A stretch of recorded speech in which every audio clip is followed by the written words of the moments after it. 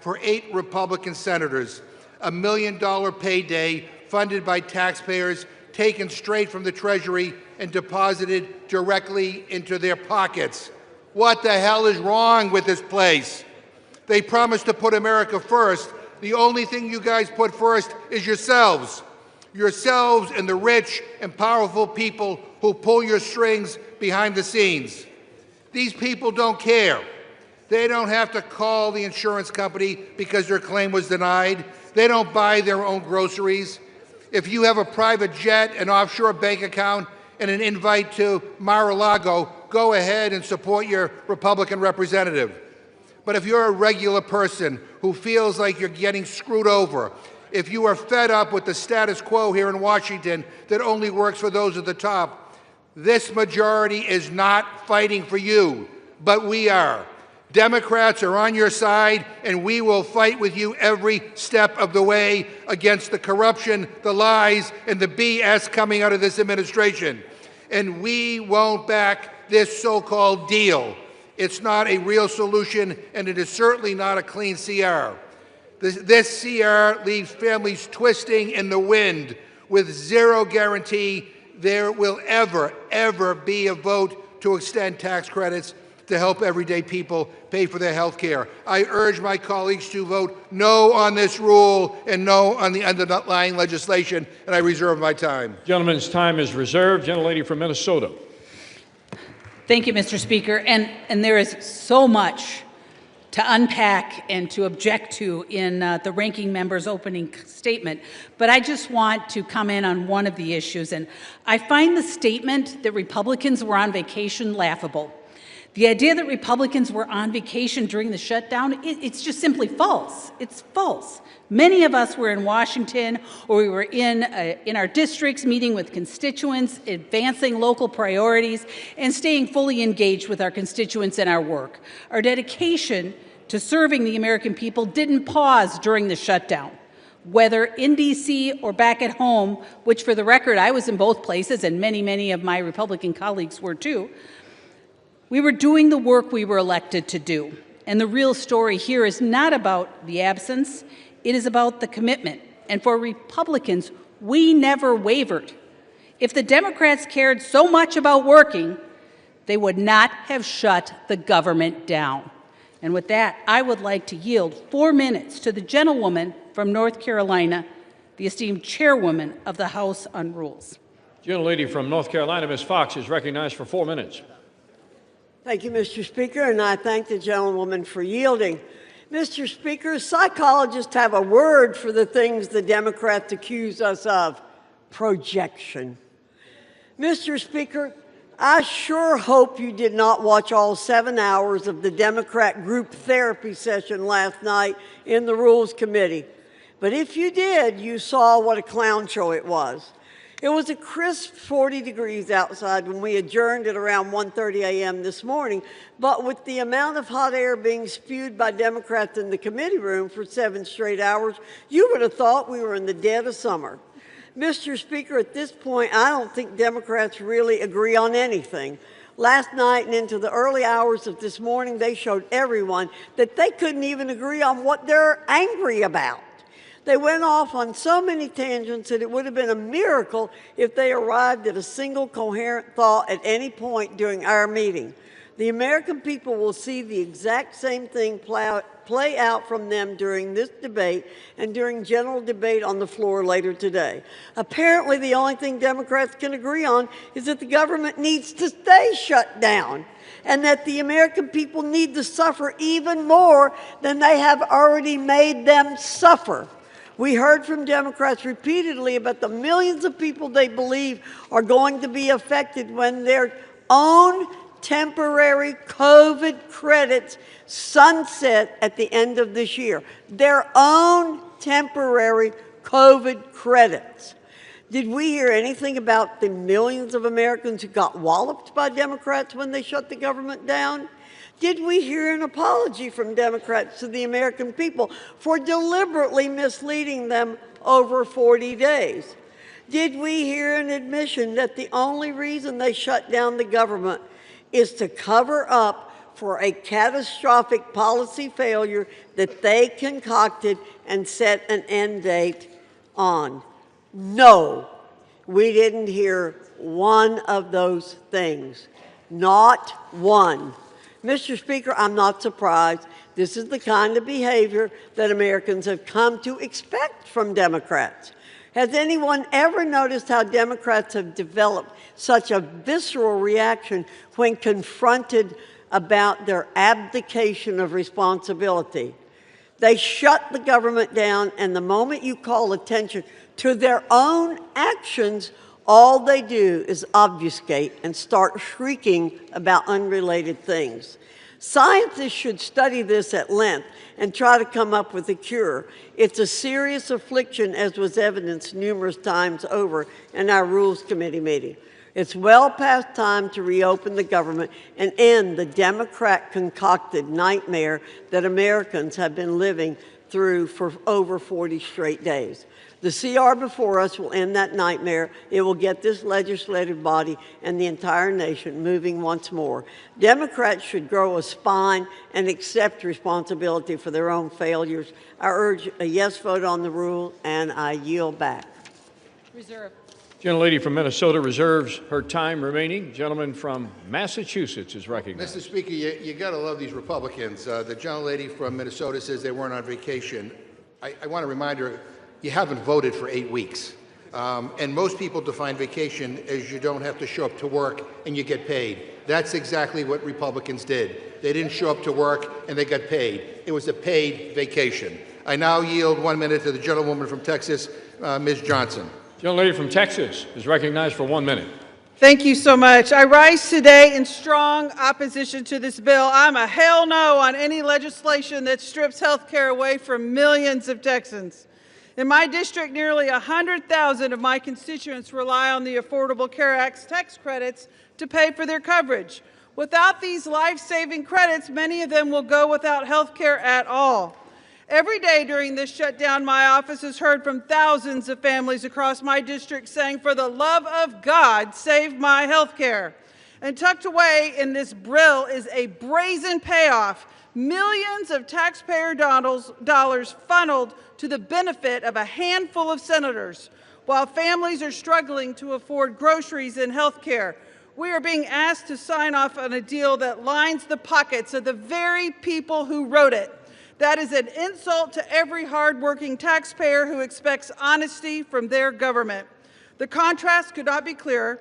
Republicans are operating in the currency of cruelty and corruption, while Democrats are fighting with courage and compassion. The American people deserve better, and I will never stop fighting to protect the basic necessities every family needs to survive. I yield back. Gentlelady from Minnesota. Mr. Speaker, I yield 2 minutes to the gentleman from Georgia. Gentleman from Georgia is recognized for 2 minutes. Thank you, Mr. Speaker. And, you know, the American farmer needs this bill to pass. The American soldier needs this bill to pass. Our air traffic controllers need this bill to pass. The men and women who protect us here in this Capitol and all federal law enforcement need this bill to pass. I'm one of those who represents a lot of federal employees, and they've been without a check for a long time, Mr. Speaker. This is very simple, very simple. It's way past time to open the government up. There are going to be a lot of excuses about coulda, shoulda, woulda, and you need to take this provision or that provision out, or they're going to vote to keep the government shut down. Well, let me tell you something. The vote today, it is straight up or straight down. You vote to open the government up today, or you vote to keep it closed. That's all there is to it. Now, as for the provision that's been mentioned a few times about the Senate language, I have introduced a piece of legislation already to repeal the Senate language, and I'm hopeful that we'll have a vote on that as soon as we get back. Mr. Speaker, I yield the remainder of my time. Reserve. Gentlelady from Minnesota continues to reserve her time. Gentleman from Massachusetts. Mr. Speaker, you don't love these guys. I mean, they're all introducing legislation to repeal provisions in a bill that they're going to vote yes on. I mean, you figure that out. Mr. Speaker, the previous question is the House Democrats' last attempt to make a change to this rule before it gets voted on. And I want to use this opportunity to talk about a last-minute provision that was slipped into the CR in the Senate. It's an outrageous giveaway to pad the pockets of 8 Republican senators. And it's one of the most corrupt things I've seen in my life. So if the House defeats the previous question, I will offer an amendment to the rule to consider as adopted an amendment to the continuing resolution offered by Representative Subramanian which would strike the corrupt giveaway out of the text of this bill so it does not make it into law. Mr. Speaker, this is a massive payday for Republicans. It would allow 8 of their senators to shovel millions of dollars into their own wallets. I'm talking cash money, not for their states, not for their constituents, no, for their own personal bank accounts. Why should a United States senator or any party get a special right that nobody else has? No state legislator, no governor, no judge, no citizen in the entire country has this right, but we are creating it for a handful of Republican senators. It is immoral. I'd say it's unconstitutional. It is wrong. And it's probably the most brazen theft and plunder of public resources ever proposed in the United States Congress. And it was tucked into this legislation. And I want to speak directly to Republicans who say they can't vote with us because it will delay the reopening of the government. First off, that's exactly what these corrupt senators were hoping you'd say. Second, we absolutely can send this back to the Senate. They can quickly strip it and send the bill to the President. They finished this package in less than 2 days. This is one small thing that needs to be deleted. It's easy, and it can be done very fast. But, and please spare me the excuses that we'll get this done next week with a new bill. Once this is law, that's it. It is signed into law forever. It will never change. It is permanent, and you voted for it. And Republicans you all know that. So don't say you're going to pass some new bill next week to address this. That's just an excuse to do nothing that will fix it. Republicans moved at the speed of light to give tax breaks to billionaires, and the least they can do is give the same urgency to stop this shamelessly corrupt fleecing of the American people. Now, I get it. Trump is suing the U.S. government for $230 million, and I guess these senators want in on the action. They want their own payday, but I've never seen this level of grift, shameless corruption, and theft of public money in my entire life, ever. So, Mr. Speaker, I ask unanimous consent to insert the text of my amendment into the record along with extraneous material immediately prior to the vote on the previous question, and to discuss our proposal. I yield a minute to the gentleman from Virginia, Mr. Subramanian. Without objection on the UC request, the chair will remind the gentleman from Massachusetts and others to please refrain from engaging in personalities toward members of the Senate. Gentleman is recognized. Thank you, Mr. Speaker. Thank you, Ranking Member McGovern. I mean, you know what people hate more than seeing their costs go up? Is seeing their costs go up while corrupt politicians line their pockets with taxpayer money. That's what they really hate, but that's what this bill does. Republican senators slipped into this bill a legal pathway for them to personally receive millions of dollars in taxpayer money for being investigated after January 6th. And the other side talks about fiscal responsibility and says there's no money for health care, but somehow there's taxpayer money for Republican senators. This is an ethics violation, this is a breach of trust, and it calls into question the very legitimacy of this institution. So I put forward an amendment to reject this corruption, but committee Republicans voted it down last night, and they said they knew it was corrupt, but that there was nothing that could be done, and that the system didn't work. Well, you are the system. And House Republicans promised to vote on this next week as a standalone bill, but there's no guarantee that the Senate will act. In fact, they probably won't act, right? So you have the power to join us in righting this wrong today. So let's take out this ridiculous kickback. Otherwise, a vote for this bill is a vote for corruption. I yield back. Gentleman yields back. Gentlelady from Minnesota. Thank you, Mr. Speaker. And I never said, Mr. Speaker, that this bill was perfect.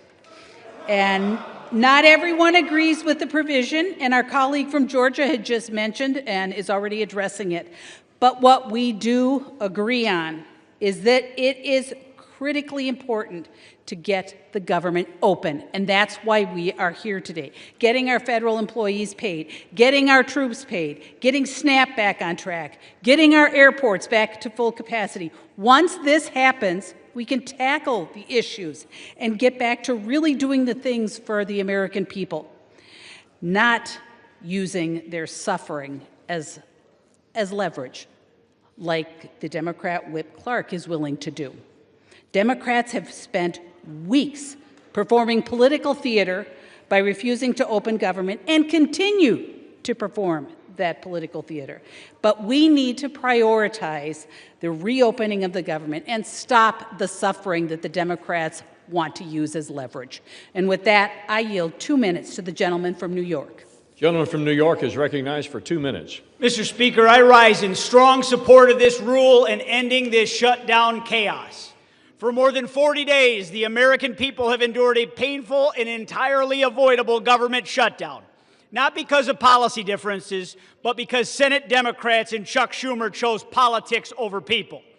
And while Washington stalled, hardworking Americans paid the price. Our air traffic controllers went without pay. A system stretched thinner by the day, putting new strain on that system that put millions of lives at risk. Americans depend on them to keep our skies safe. And families who rely on SNAP and WIC, parents just trying to feed their kids, were left wondering how they'd make it through another week. And at the same time, our border agents and our Coast Guard members, they continued to serve this country as their own families went without pay. And through it all, while everyday Americans carried the weight of the shutdown, Senate Democrats had chance after chance to end it. But instead, they chose to prolong the pain. That is not leadership, that's hypocrisy. It was never about budgets or priorities. It was about power. It's not about turning government on. For them, it's about turning government into performance, where the people paying the highest price are the ones furthest from Washington. For more than 40 days, families were used as political pawns and props, while those responsible stood in front of cameras pretending to solve the crisis that they created. I actually saw a member from my home state stand at a food bank, decry the fact that nutritional assistance was in question, then swear up and down that they would vote against ending this shutdown. That is the epitome of hypocrisy, and the American people deserve better than that. House Republicans did our job. We passed a clean continuing resolution weeks ago, the same kind of straightforward measure that should have been agreed to immediately to keep this government open. But Senate Democrats blocked that 14 times, prolonging this shutdown just to score points to their woke, angry mob. This measure before us today is the same bipartisan framework they could have passed 40 days ago.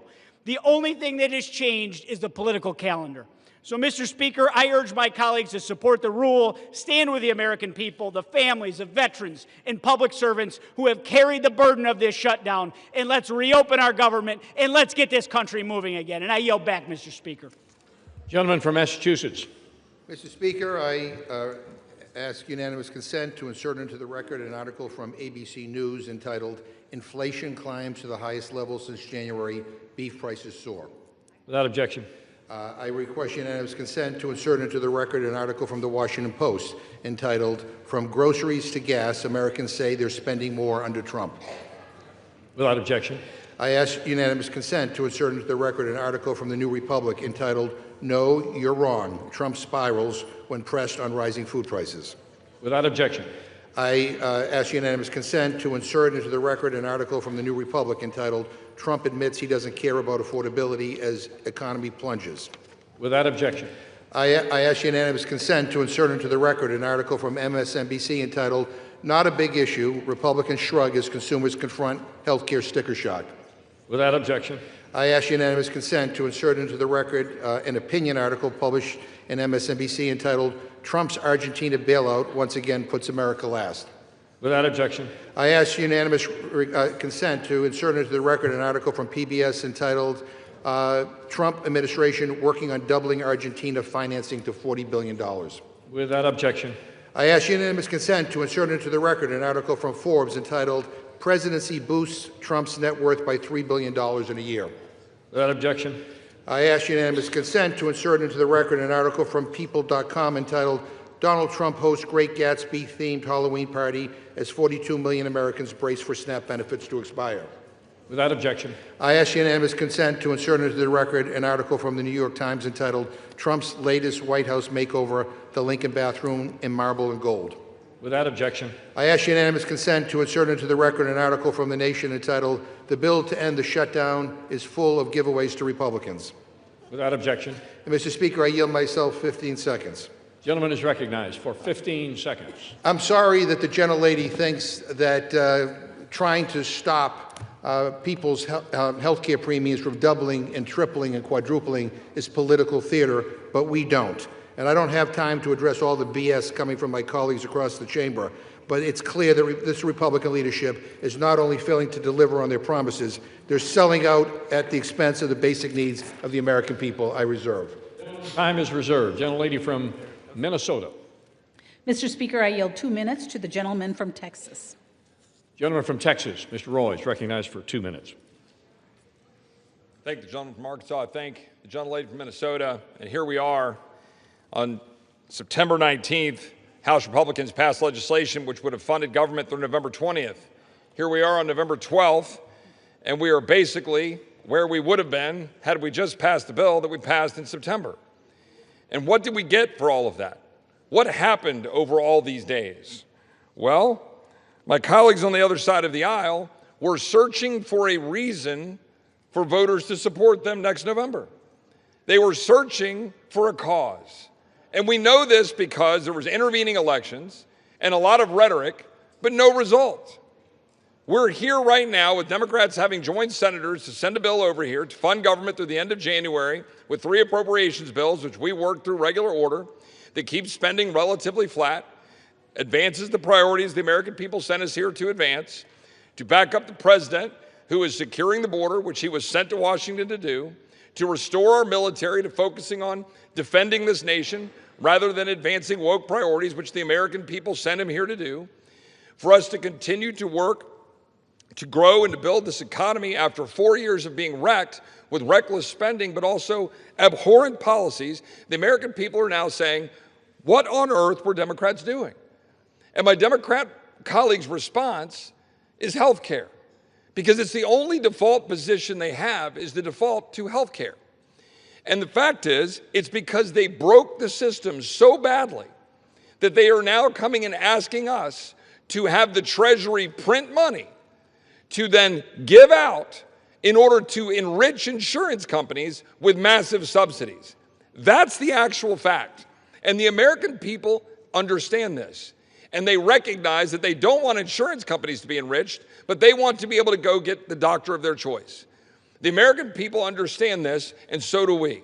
And we're here to open the government, and we're here to stand up for doctors and patients instead of insurance companies and big regulators. I support this legislation. I know my Republican colleagues do. The question really is, will Democrats, or will they wish to perpetuate the shutting down of government to enrich insurance companies? I yield back. Expired. Gentleman from Massachusetts. Well, a couple of things, Mr. Speaker. I don't think we want to be lectured by somebody who, over the years, has been the king of government shutdowns and who worked for a United States senator that pushed for a government shutdown and to object to the Affordable Care Act. But by the way, I just want to make it clear to everybody, this is a Republican shutdown. They control the White House, they control the House, they control the Senate. You know, this government shut down because they don't want to negotiate. It's their way or the highway. This is a Republican shutdown. They own it. I now yield 1.5 minutes to the gentleman from Maryland, the distinguished ranking member of the Judiciary Committee, Mr. Raskin. Gentleman from Maryland is recognized for 1.5 minutes. And thank you, Mr. Speaker. Thank you, Mr. McGovern. This bill, which they now call imperfect, contains the single most corrupt provision for legislative self-dealing that anyone in this chamber today has ever voted on. It is such an egregiously corrupt act of legislator self-enrichment and plunder of the taxpayer that not only did every single House Democrat oppose it in the Rules Committee last night, but multiple Republicans were denouncing it. That is, before they were summoned into a side room and instructed to vote for it, which they all proceeded to do. Now they're telling us, vote for it today, and they'll repeal it, well, maybe next week, or maybe the week after that, or maybe before Christmas, they'll repeal it. I've got a solution for you. If you don't like this corrupt provision, don't vote for it today. That will work. This is a great bill.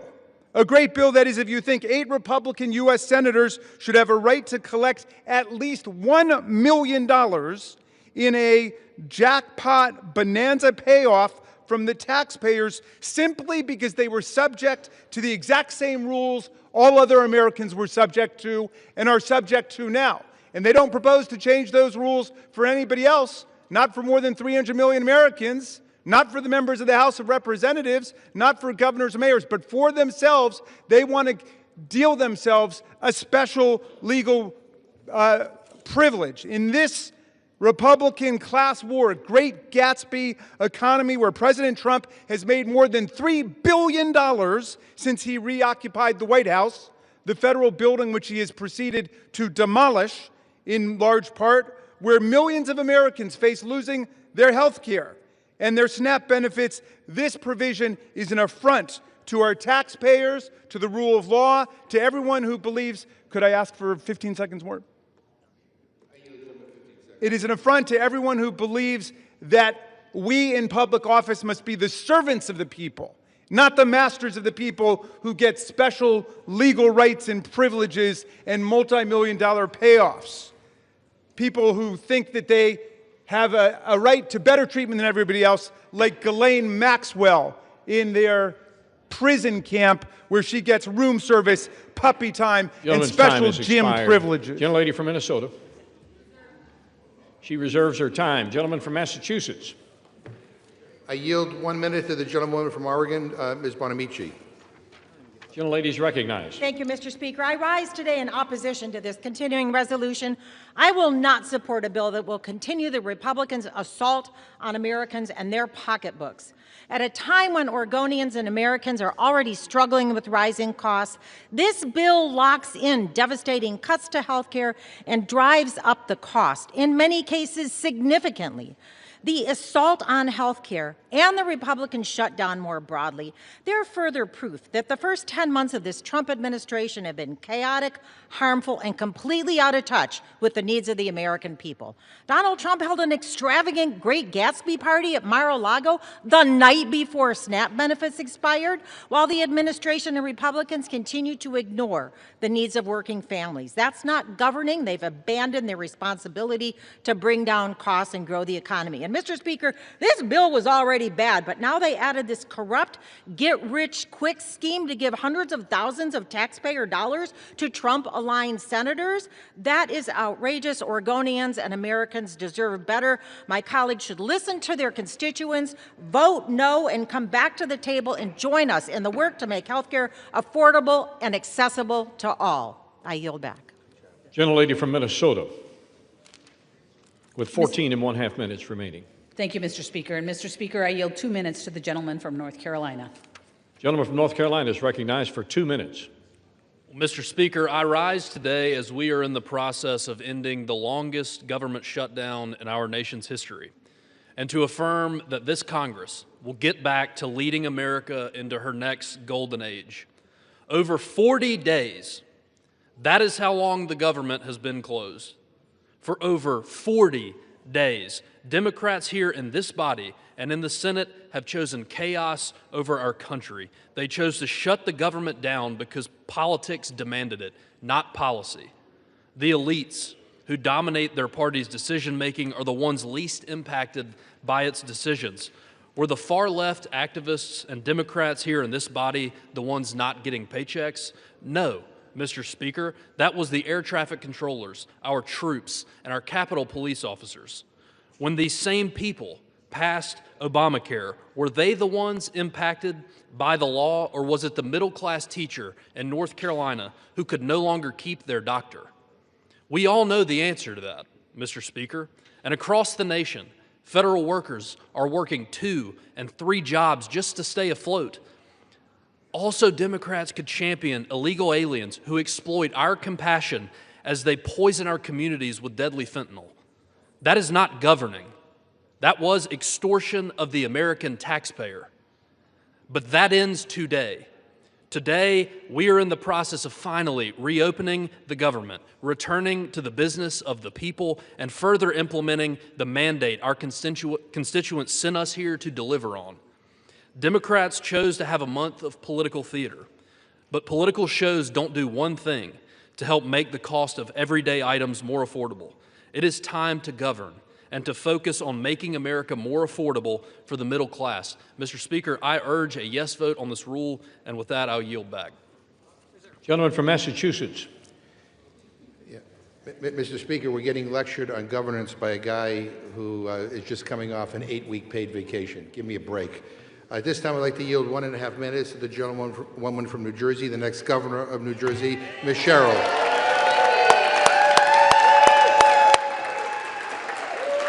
The gentlelady from New Jersey is recognized for 1.5 minutes. Mr. Speaker, I rise in opposition to a rule for a bill that does nothing to protect over 450,000 New Jerseyans who will see their health care premiums skyrocket. I took my first oath to the Constitution when I was 18 and went to the Naval Academy. It's an oath to serve, to run toward the fight.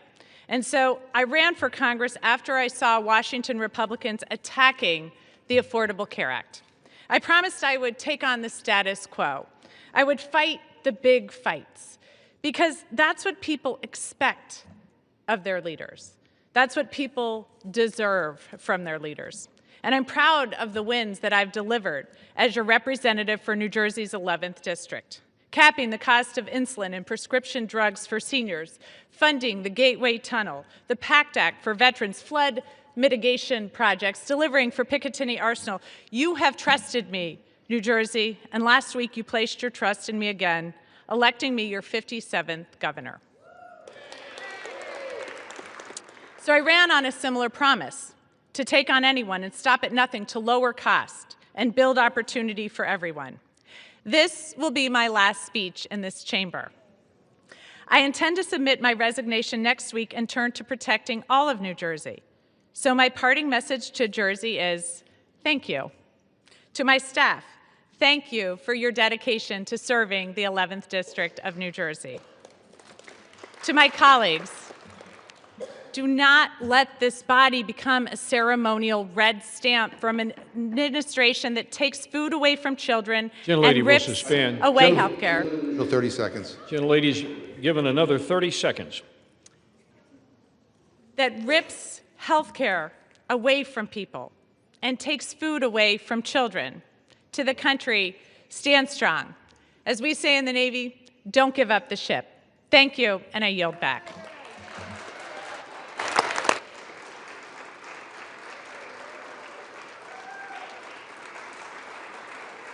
Gentlelady from Minnesota reserves. Yes. Gentleman from Massachusetts. Mr. Speaker, I yield 1 minute to the gentleman from Rhode Island, Mr. Magazzino. Gentleman from Rhode Island is recognized for 1 minute. Mr. Speaker, House Republicans are back from their 54-day taxpayer-funded vacation. But don't get me wrong, they do know how to work hard. When billionaires wanted tax breaks, they moved mountains to make it happen. When Argentina needed a $40 billion bailout to help Trump's buddy, they moved quickly to make it happen at the White House. But when working people need help, when millions of Americans are seeing their health insurance costs double and triple, and Americans all across this country are feeling like they're going to have to go without health insurance for the first time in their lives because they can't afford it anymore and have to make that terrible decision about which of their family members they're going to cut off of their insurance, House Republicans are nowhere to be found. When Donald Trump's stupid tariffs are raising the price of groceries, the cost of coffee is up 40% over the last year, House Republicans are silent. When working people need help, they are absent. Shameful. So they will work when billionaires need tax cuts, when Argentina needs a bailout, but when working people need relief, they go on a taxpayer-funded vacation. Shameful, Mr. Speaker. Vote no on this budget. Do not cut the health care of the American people, and I yield back. Gentlelady from Minnesota. Thank you, Mr. Speaker, and I yield 1 minute to the gentleman from New York. Gentleman from New York is recognized for 1 minute. The reason we know this is a Democratic shutdown is because of how angry they are that we're about to reopen the government, period. That's all you need to know. In 2023, Jerry Nadler said shutdown is really an extremist policy designed to appeal to an extremist base and hold the whole country hostage. That is exactly what the Democrats have done over the last 43 days. They have held the American people hostage, trying to extract insane things like free health care for illegal immigrants. If they were serious about tackling the health care affordability crisis in this country, then they would address the fundamental problem with Obamacare. Since Obamacare took effect, health care premiums have risen by 96%, and on the open market by 114%. When I asked Leader Jeffries to sign on to the 1-year extension of the premium tax credit, he refused. He stuttered, he stammered, he couldn't answer a single question. Because this shutdown was never about health care, it was always about appeasing a far-left radical base. Chuck Schumer said, every day gets better for us. Catherine Clark said, of course people will suffer. We want to use this as leverage. It is an embarrassment to this country. You should all be ashamed of yourselves for inflicting this pain on the American people, taking away food stamps from 42 million Americans, defunding WIC, not paying our troops, our federal employees, our air traffic controllers. It's a disgrace, and you should all hang your heads in shame. Vote yes to pass the bill and reopen the government. All right. Let me remind my colleagues. I fully recognize that there's a lot of pent-up anxiety and emotions have been elevated somewhat, but please, in the interest of the decorum of this House, to direct your comments to the chair and do not engage in personalities toward the Senate, toward the President, and others. Gentleman from Massachusetts with 14 and 1/2 minutes remaining. Yeah. Well, Mr. Speaker, let me just say the gentleman from New York sounds as extreme as his voting record. And I'd like to say to the gentleman who just spoke, by supporting this bill, he's betraying 7,000 constituents in his district who rely on the ACA to afford their health care. Boy, I'm glad he's not my representative. At this time, I'd like to yield 1 minute to the gentleman from New York, Mr. Kennedy. Gentleman from New York is recognized for 1 minute. Mr. Speaker, as the representative of Western New York, where so many people in my community, like others across the country, are already struggling to afford health care, I urge my colleagues to reject this disgraceful bill. As an occupational therapist, I know exactly who these cuts will hurt. I've heard from so many who are desperate for a lifeline, like Iris, a mom in Buffalo who's worried about how she'll keep her kids' health insurance. Or Andy, a nursing home resident in Tonawanda who relies on Medicaid to get the services he needs. Or the kids at Bourne Hava, a special needs school where I provided therapy, who depend on early intervention services. Donald Trump and congressional Republicans began their assault on the people of our country in the big ugly bill. This bill further devastates health care and leaves millions of Americans to pray they don't get sick. Shame on anyone who goes along with it. This country deserves better. I'll be voting no, and I urge all of my colleagues to do the same. I yield back. Gentlelady from Minnesota. Reserve. Reserves. Gentleman from Massachusetts. Mr. Speaker, some big news and breaking news in the last hour. I'm proud to say that our newest colleague, Representative Adelita Grijalva, just became the 218th signature on the Massey Kana discharge petition to compel the release of the Epstein files. And to all my Republican colleagues who refuse to sign on, time is up. You need to figure out where you stand on this because you're about to go on record. Is your loyalty to Trump more important than going after pedophiles? Because make no mistake, these files will come out. It is no longer a question of if, only when, and whether the White House chooses to stand with the survivors or throw them under the bus. And at this time, Mr. Speaker, I'd like to yield 1 minute to the gentlewoman from Oregon, Ms. Dexter. Gentlelady from Oregon is recognized for 1 minute. Thank you, Mr. Speaker.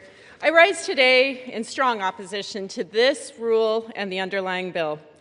As a physician who spent 20 years saving lives, I did not come to Congress to let health care be decimated by Congress. I came to fight for my constituents who deserve to be able to see a doctor they trust, afford their medication, and keep their families healthy. If House Republicans let the ACA tax credits expire, they are complicit in forcing Oregonians to make impossible choices, like whether to keep their insurance or put food on the table. As a physician, I know what comes next. People go without. They go uninsured, they delay care, and they skip refills. They get sicker, and sometimes they end up in medical debt that is devastating. The cost of living is already too damn high. Republicans are committed to cutting your care. They patently rejected amendments to protect Americans, ignoring millions of American families who are desperate for relief. I will be an absolute no on the rule and the underlying bill, and I refuse to give up on ensuring affordable health care for all. Thank you, Mr. Speaker. I yield back. Gentlelady from Minnesota. Mr. Speaker, I just wanted to say just really quickly, the ranking member mentioned the discharge petition, and he's very proud that it has 218 signatures, but not that long ago, today, we had a UC that would have moved that along, would have moved that resolution along over to the Senate, and I believe the Democrats objected to it. So it seems more like a political stunt than it does that they actually wanted to have that resolution moved along, because if they had not objected, it would have gone on its way and they would have accomplished what they wanted to do. So I don't see their real desire to have the resolution passed. I see it more of, like I said, a political stunt.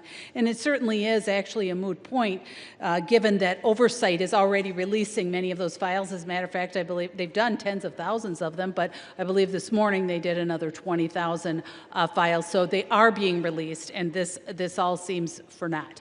But with that, Mr. Speaker, I would like to yield 1 minute to the gentleman from California. Gentleman from California is recognized for 1 minute.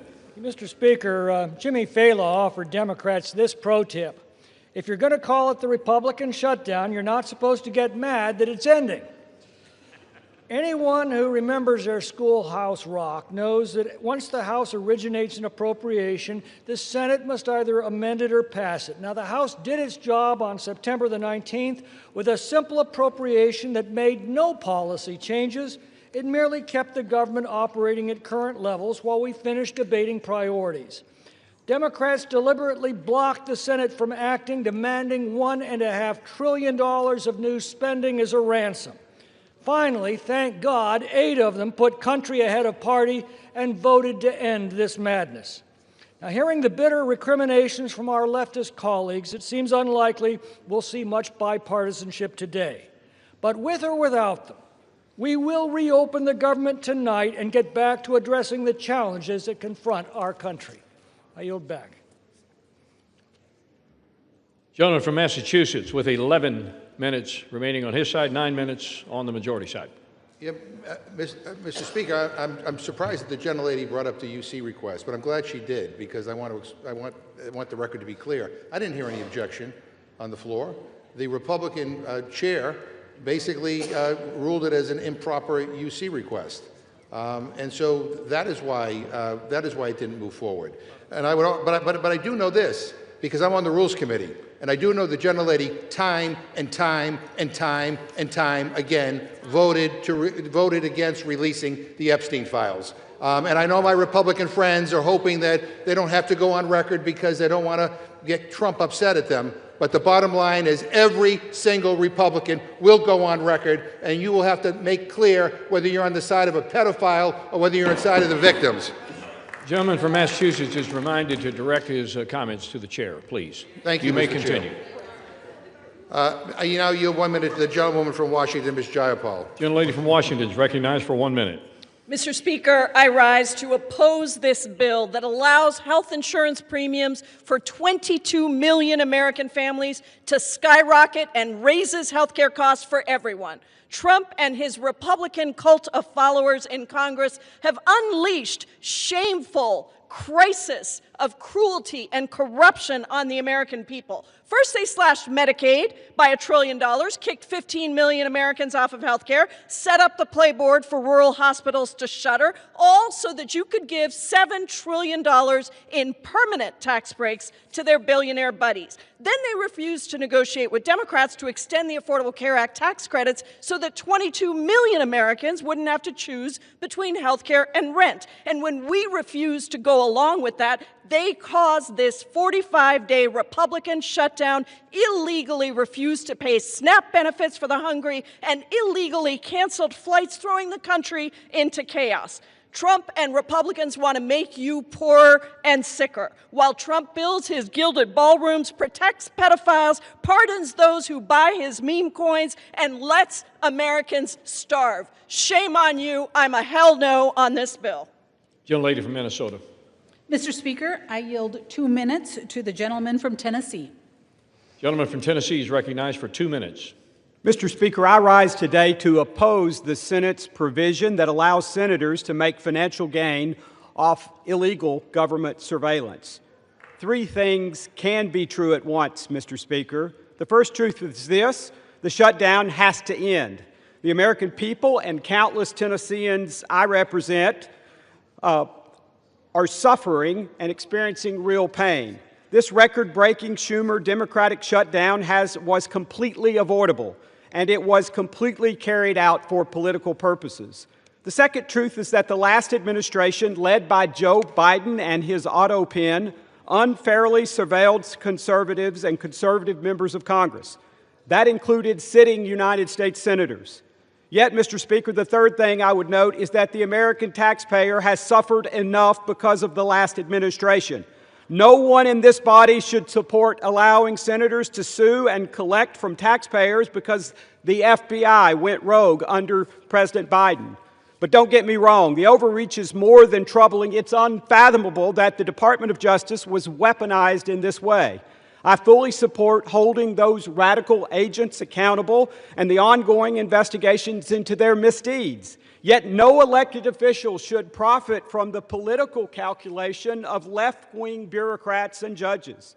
Mr. Speaker, the folks I represent are still reeling from historic Bidenflation, the effects of the border crisis, and the regulatory agenda of the last administration. It is shameful to ask them to shoulder the burden of paying U.S. senators $500,000 or more for those misdeeds. With that, I yield back, Mr. Speaker. Gentleman from Massachusetts. Mr. Speaker, I yield 1 minute to the gentleman from Texas, Mr. Green. Gentleman from Texas is recognized for 1 minute. And still I rise, Mr. Speaker. I rise to call to my colleagues' attention that they are no longer claiming that this is a clean CR. The truth is that it is a dirty, filthy, stealthy CR that has been contaminated with millions of dollars for people who have not earned it, but rather who want to take it from the taxpayers of this country because they have concluded somehow that they have been harmed when no harm has been proven or brought to our attention. I believe that health care for all is important because we in the Congress have the best health care in the world.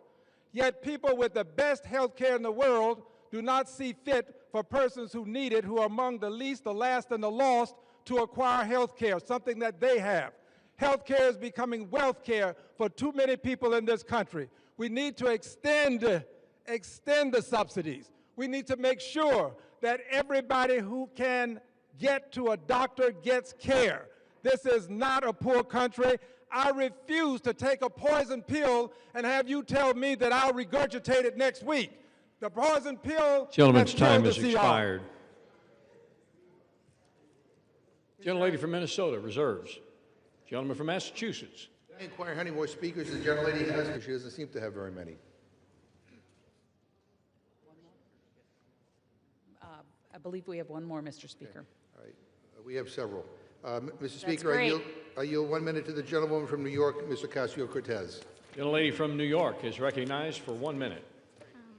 It is great. It is great that Democrats have a line of people who are willing to fight for working class Americans from coast to coast in this country.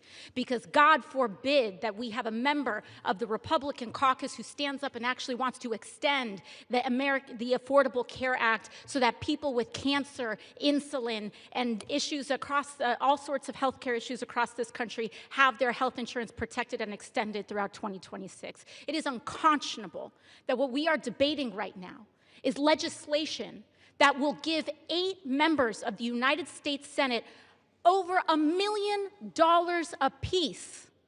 And we are robbing people of their food assistance and of their health care to pay for it.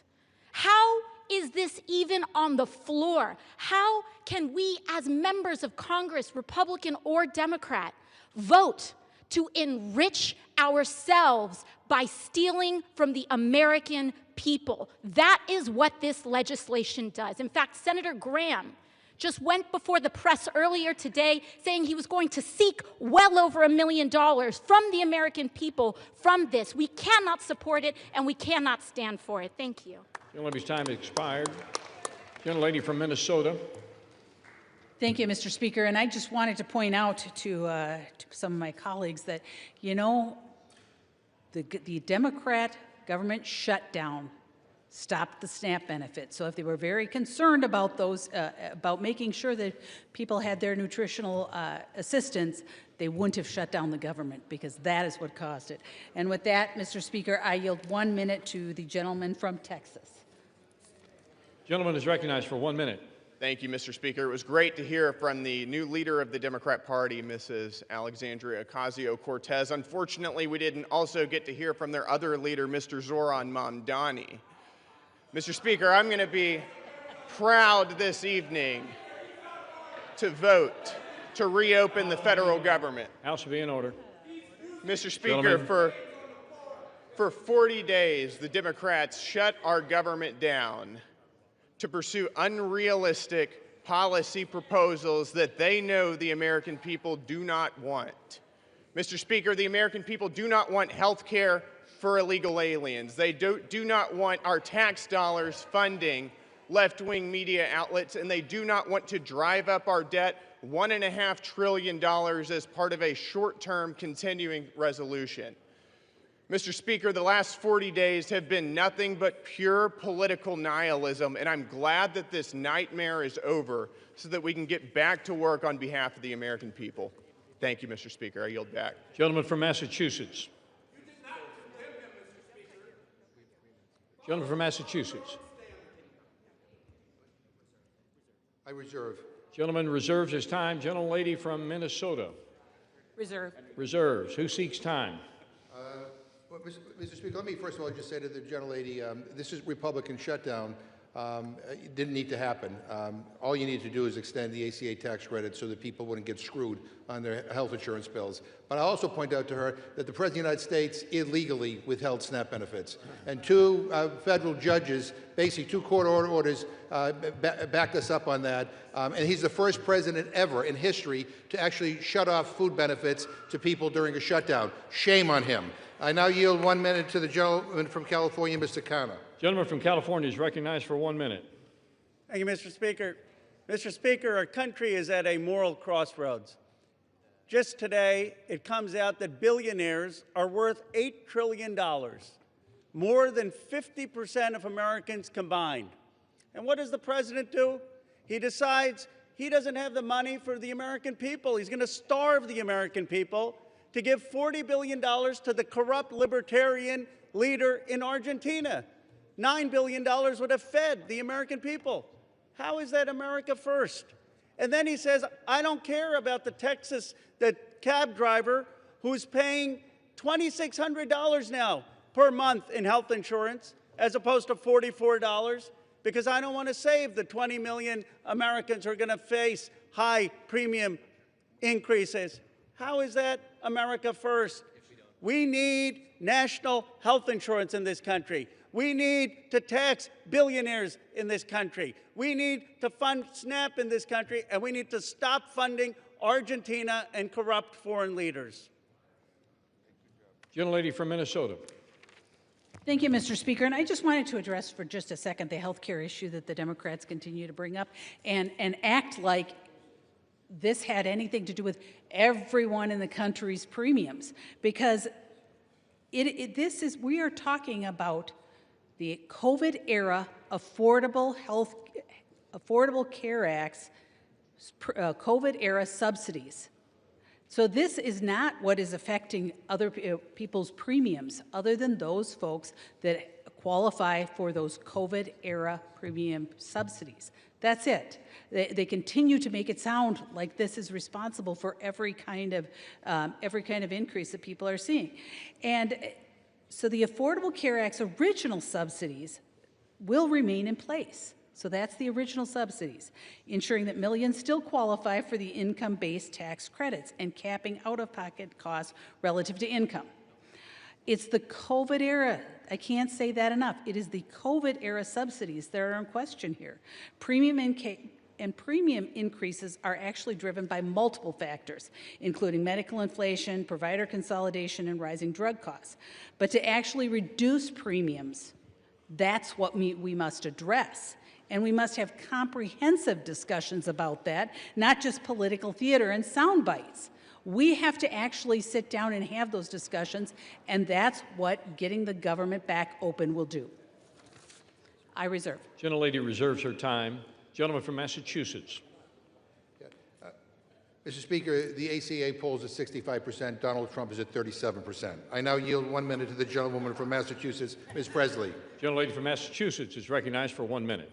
Mr. Speaker, I rise today on behalf of every elder who can't afford their prescription, every parent who went to work hungry so their child could eat. In the United States of America, there is no lack of resource, only a deficit of empathy, political will, and courage. At its best, government is a backstop, a compassionate steward of the public good. At its best, government catches people when they stumble in a moment of hardship. At its best, government does right by the people, all the people. Struggle does not discriminate, Mr. Speaker. Hardship is not a character flaw. It has zero to do with work ethic. Every single person is one diagnosis, one layoff away from hardship. Life can change at an instant. What we are bearing witness to is not only a lack of political courage, but it is a fundamental betrayal of the people. Incompetence and indifference to the suffering of our constituents and our neighbors. The shame and the sham of it all.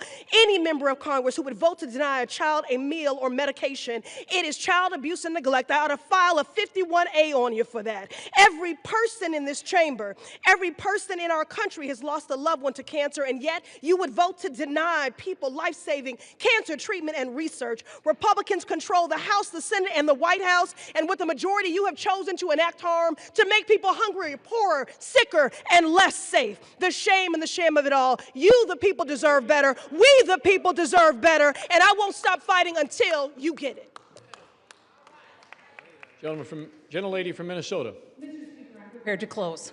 Gentlelady is prepared to close. She has 4 minutes remaining. Gentleman from Massachusetts. Yeah, I'm not. So I'd like to yield 1 minute to the gentleman from Wisconsin, Mr. Pocan. Gentleman from Wisconsin is recognized for 1 minute. Thank you, Mr. Speaker. Yes, the federal government will officially reopen with the House vote today. But here's what won't happen. We won't protect the 22 million people paying more for the Affordable Care Act, or the 15 million people losing their health care outright due to Republican actions in the big ugly law, nor will we stop the health care rate increases for everyone in this country. And we won't be restoring food assistance today for millions of Americans who benefit from SNAP because House Republicans voted to cut the #1 program that keeps kids and seniors out of poverty by over $180 billion. Nor will we be able to roll back the tax cuts for billionaires and your GOP donors that you funded by gutting those health care and food programs. But I sure hope you're tanned and rested after your 8-week paid vacation, because you're going to need it. Democrats are going to continue fighting every single day for people's health care and food benefits, and we're going to be on you day after day until we get it done. Vote no. I yield back. Gentleman yields back his time. Gentlelady from Minnesota. I'm prepared to close, Mr. Speaker. Gentleman from Massachusetts. I'm not quite yet, so I yield 1 minute to the gentleman from Maryland, Mr. Olszewski. Gentleman from Maryland is recognized for 1 minute. Mr. Speaker, this funding deal is why Americans have lost faith in Congress. It does absolutely nothing to address the crushing cost of health care in what amounts to a massive tax hike on working families.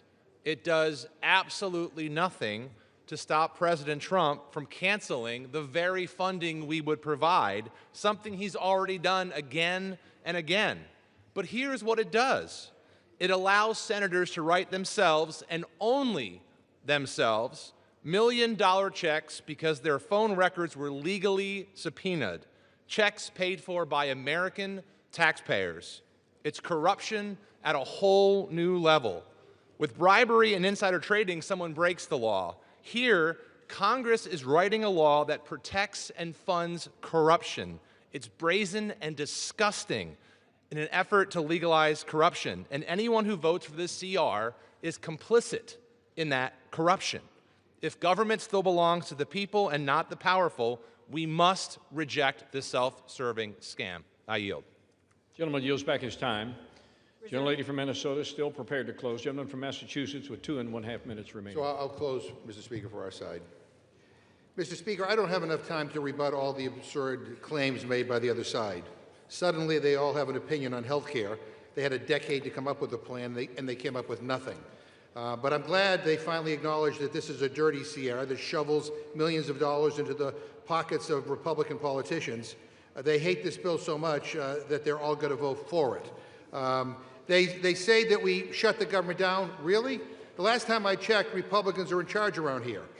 We heard for months about their mandate. They control the House, the Senate, and the White House.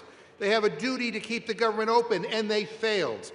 They did not have the votes. They refused to negotiate with us because we wanted to help regular people instead of billionaires. And now they want to blame us for the consequences of their own actions? What the hell is wrong with them? Give me a frigging break. America is the richest country in the history of the world. We are blessed with an abundance of so much.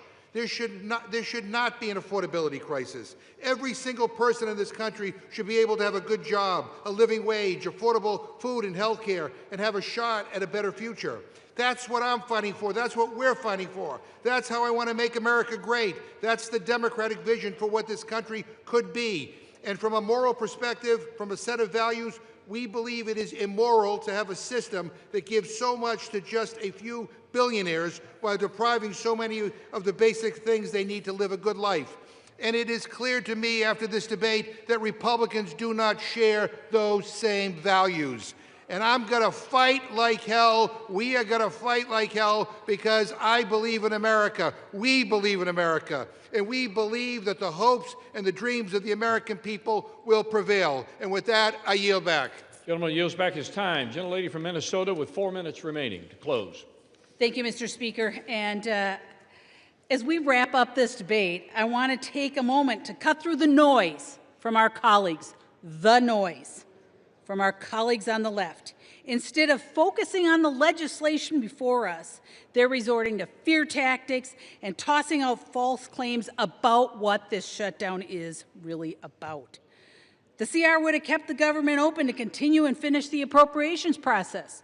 And yet, the Democrats refused and instead chose to shut down the government. And you know, my colleague mentions values. Democrats claim that our values are different, and Democrat Whip Clark said, of course there will be families that are going to suffer, but it is one of the few leverage times we have. So if that's the values they're talking about, I don't share those values. I won't make the American people suffer, whether it be their SNAP payments, whether it be keeping air traffic controllers paid, whether it's paying our troops. Making the American people suffer is not the values that I share. And for the record, Republicans did not cause this shutdown, and we've not been on vacation. I've been splitting my time between D.C. and the district, as I mentioned before, meeting with constituents in both, meeting with federal agencies, hosting a teletown hall, and I know how hard my Republican colleagues have been working for their constituents and the American people. It was the Democrats who shut down the government when they refused to support a clean CR that would have kept the lights on and protected critical services. And now it's the Democrats who continue to shift the blame. Now, getting back to the issue at hand, let's talk about what this bill actually does. H.R. 5371 restores the funding for SNAP and WIC. It reimburses the contingency reserves to make sure that programs remain stable and reliable. Actually, President Trump moved $300 million of tariff revenue to fund WIC during the shutdown. Republicans are the ones protecting food security and not playing games with it. This bill also delivers for our farmers and ranchers and for rural development and invests in the community that feed this country and keep the economy strong. It supports our troops and federal workers. It ensures our service members and their families have the support they need, and it honors the promises we have made to those who have served. And yes, it reopens the government. restores stability, and resumes regular order. So let's be honest about what a yes vote means. A yes vote is a vote for veterans care. A yes vote is a vote for SNAP and WIC. A yes vote is a vote for $700,000 a fire engine in Ranking Member McGovern's district, and $1 million for the Navajo Nation Community Development Division in Representative Ledger Fernandez's district. A yes vote is for farmers. A yes vote is for our troops, and for federal workers. And yes, it is for reopening the government. And a no vote? Well, that's a vote against all of that, including the development of a wastewater treatment facility in Mr. Negus's district, and $1.5 million in watershed conservation in Representative Clark's district. It's a vote against federal workers. It's a vote against health care. It's a vote against feeding hungry children, and it's a vote against common sense. Mr. Speaker, with that, I yield back the balance of my time, and I move the previous question. Question is on ordering the previous question on the resolution. Those in favor say aye. Those opposed, no. Opinion of the chair, the ayes have it. Mr. Speaker, Gentleman from Massachusetts. Hearing aid, I think. I asked for the yeas and nays. Yeas and nays are requested. Those favoring a vote by the yeas and nays will rise. Sufficient number having risen, the yeas and nays are ordered. Members will record their votes by electronic device. Pursuant to Clause 9 of Rule 20, the chair will reduce to 5 minutes the minimum time for any electronic vote on the question of adoption of the resolution. This is a 15-minute vote.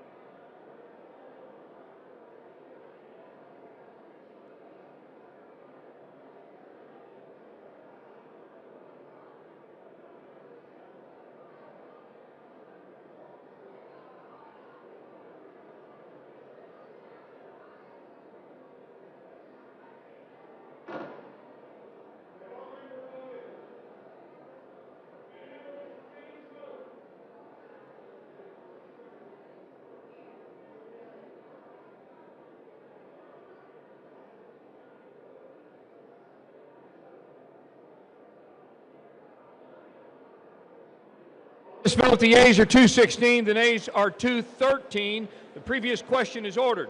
Question is on the adoption of the resolution. Those in favor say aye. Those opposed, no. Opinion of the chair, the ayes have it. Mr. Speaker, I ask for recorded vote. Recorded vote is requested. Those favoring a recorded vote will rise. Sufficient number having risen, a recorded vote is ordered. Members will record their votes by electronic device. This is a 5-minute vote.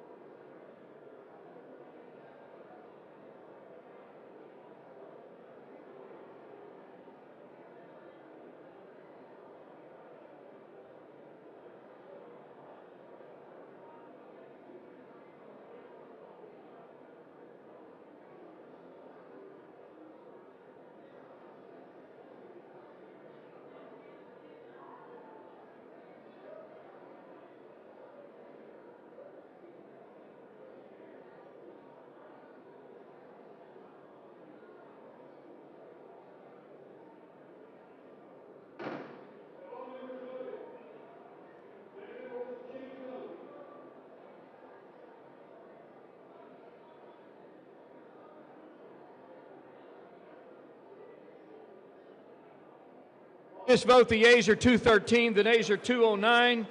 The resolution is adopted. Without objection, a motion to reconsider is laid on the table.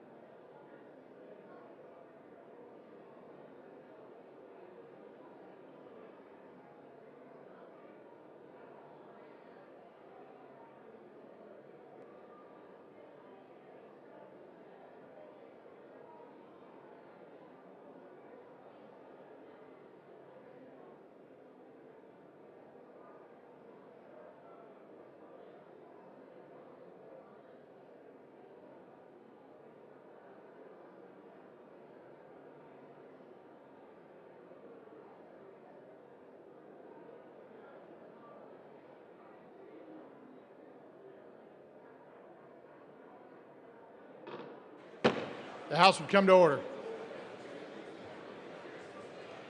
For what purpose does the gentlelady from Washington seek recognition? The House will be in order.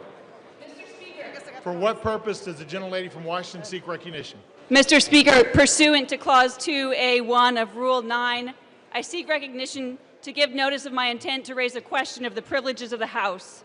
The form of the resolution is as follows. Whereas on October 27, 2025, Representative Chuy Garcia filed nominating petitions to be on the Democratic primary ballot in March 2026. Whereas on November 5th, 2025, on the last day of filing, Representative Garcia's Chief of Staff, Patty Garcia, submitted her own paperwork to enter the Democratic primary.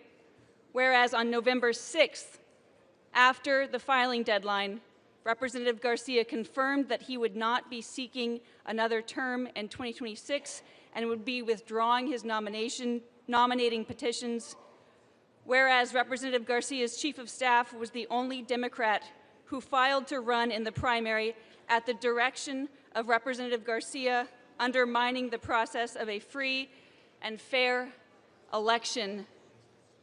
Whereas Representative Garcia's actions are beneath the dignity of his office and incompatible with the spirit of the Constitution.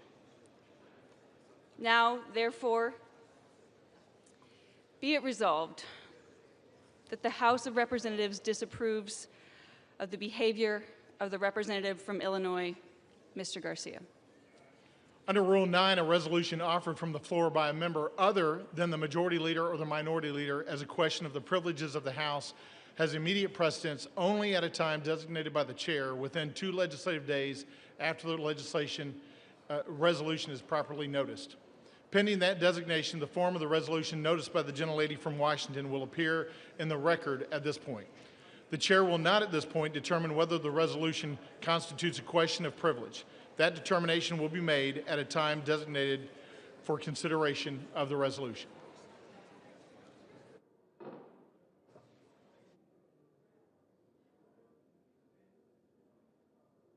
The House will be in order.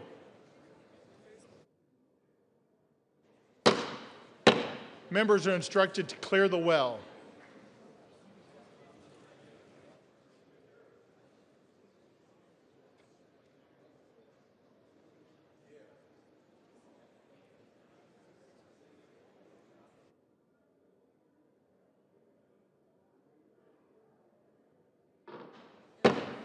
The House will be in order and members will clear the well.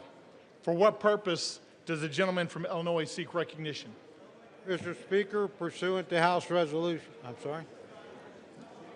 Who did?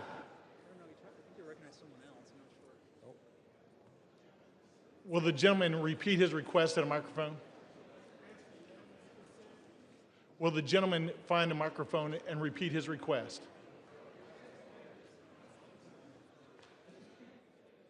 Mr. Speaker, I would like to ask unanimous consent to address the body, the will. Not recognized for that purpose. Thank you, Mr. Speaker. I'd like to thank. Recognized. I'd like to thank the Honorable. Hello. The House will be in order. The well will be cleared. All members will clear the well. For what purpose does the gentleman from Oklahoma seek recognition? Up the bill H.R. 5371, the Continuing Appropriations, Agriculture, Legislative Branch, Military Construction, and Veterans Affairs and Extension Act 2026, with the Senate amendment thereto, and I have a motion at the desk. The clerk will report the title of the bill, designate the Senate amendment, and designate the motion. H.R. 5371, an act making continuing appropriations and extensions for fiscal year 2026 and for other purposes. Senate amendment. Mr. Cole of Oklahoma moves that the House concur in the Senate amendment to H.R. 5371. Pursuant to House Resolution 873, the motion shall be debatable for 1 hour, equally divided and controlled by the chair and ranking minority member of the Committee on Appropriations or their respective designees. The gentleman from Oklahoma, Mr. Cole, and the gentlelady from Connecticut, Ms. DeLauro, each will control 30 minutes. The chair now recognizes the gentleman from Oklahoma. The House will be in order. The gentleman is recognized. Thank you, Mr. Speaker. Mr. Speaker, I ask unanimous consent that all members have 5 legislative days to revise and extend their remarks and include extraneous material on the measure under consideration. Without objection, so ordered. The House will be in order. All members are instructed to take their conversations outside.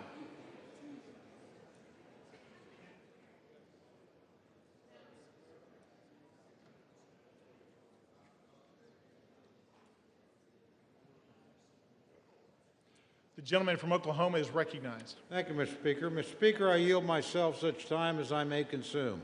The gentleman is recognized. Thank you. I rise today in support of the Continuing Appropriations, Agriculture, Legislative Branch, Military Construction and Veterans Affairs, and Extension Act of 2026.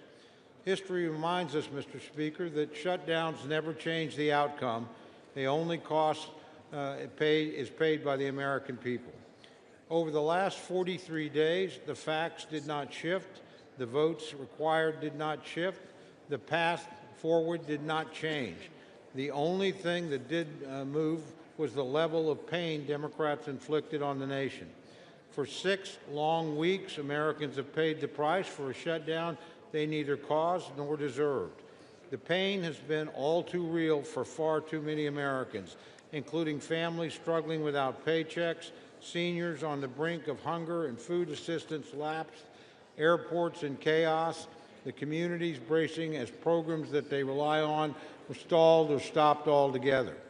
And with yesterday being Veterans Day, we especially reflect on the impact of this shutdown on those who served our nation, past and present.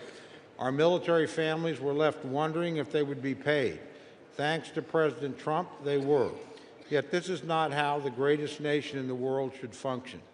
Today, that changes. The legislation before us reopens the government, restores critical services, and puts an end to the needless hardship Democrats have inflicted on the country.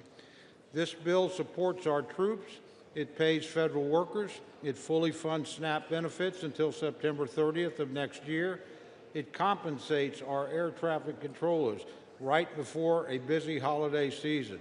In fact, it takes a holistic approach in ensuring federal services and programs are operational. In the simplest terms, we're putting the government back to work for our people. The bill is fundamentally the same responsible approach House Republicans offered on September 19th, but with an important addition: 3 full-year appropriations bills for FY26. These bipartisan, bicameral full-year appropriations bills cover the Military, Construction, and Veterans Affairs, Legislative Branch, and Agriculture, Rural Development, and Food and Drug Administration divisions. Once passed, we will have full-year funding in place for many of our most crucial programs. Military construction needs will be met for a full year, as will medical programs for our nation's veterans. The legislative branch will be properly resourced, including critical funding enhancements for the Capitol Police and for member security. And agriculture, food, and nutrition programs like WIC and SNAP will be fully funded to help vulnerable people in need. Importantly, this legislation delivers member-driven community project funding in both the military construction and agricultural division, which will direct resources back into the hands of the communities we represent. This was a top priority for the Appropriations Committee, and we achieved it while holding overall spending levels in check. It's responsible appropriations progress like this that causes me to reflect on an important message to our friends in the Democratic leadership. My sincere apologies to Minority Leaders Jeffries and Schumer, but after today, you will no longer get to hold the government hostage, and you will not get to force a rushed, pork-filled Christmas omnibus at the end of the year. Republicans have actively restored a responsible line-by-line process. Over the next few months, we will continue this work and efforts through regular order. This Article 1 advancement is an accomplishment that every member of this chamber can be proud of, regardless of party.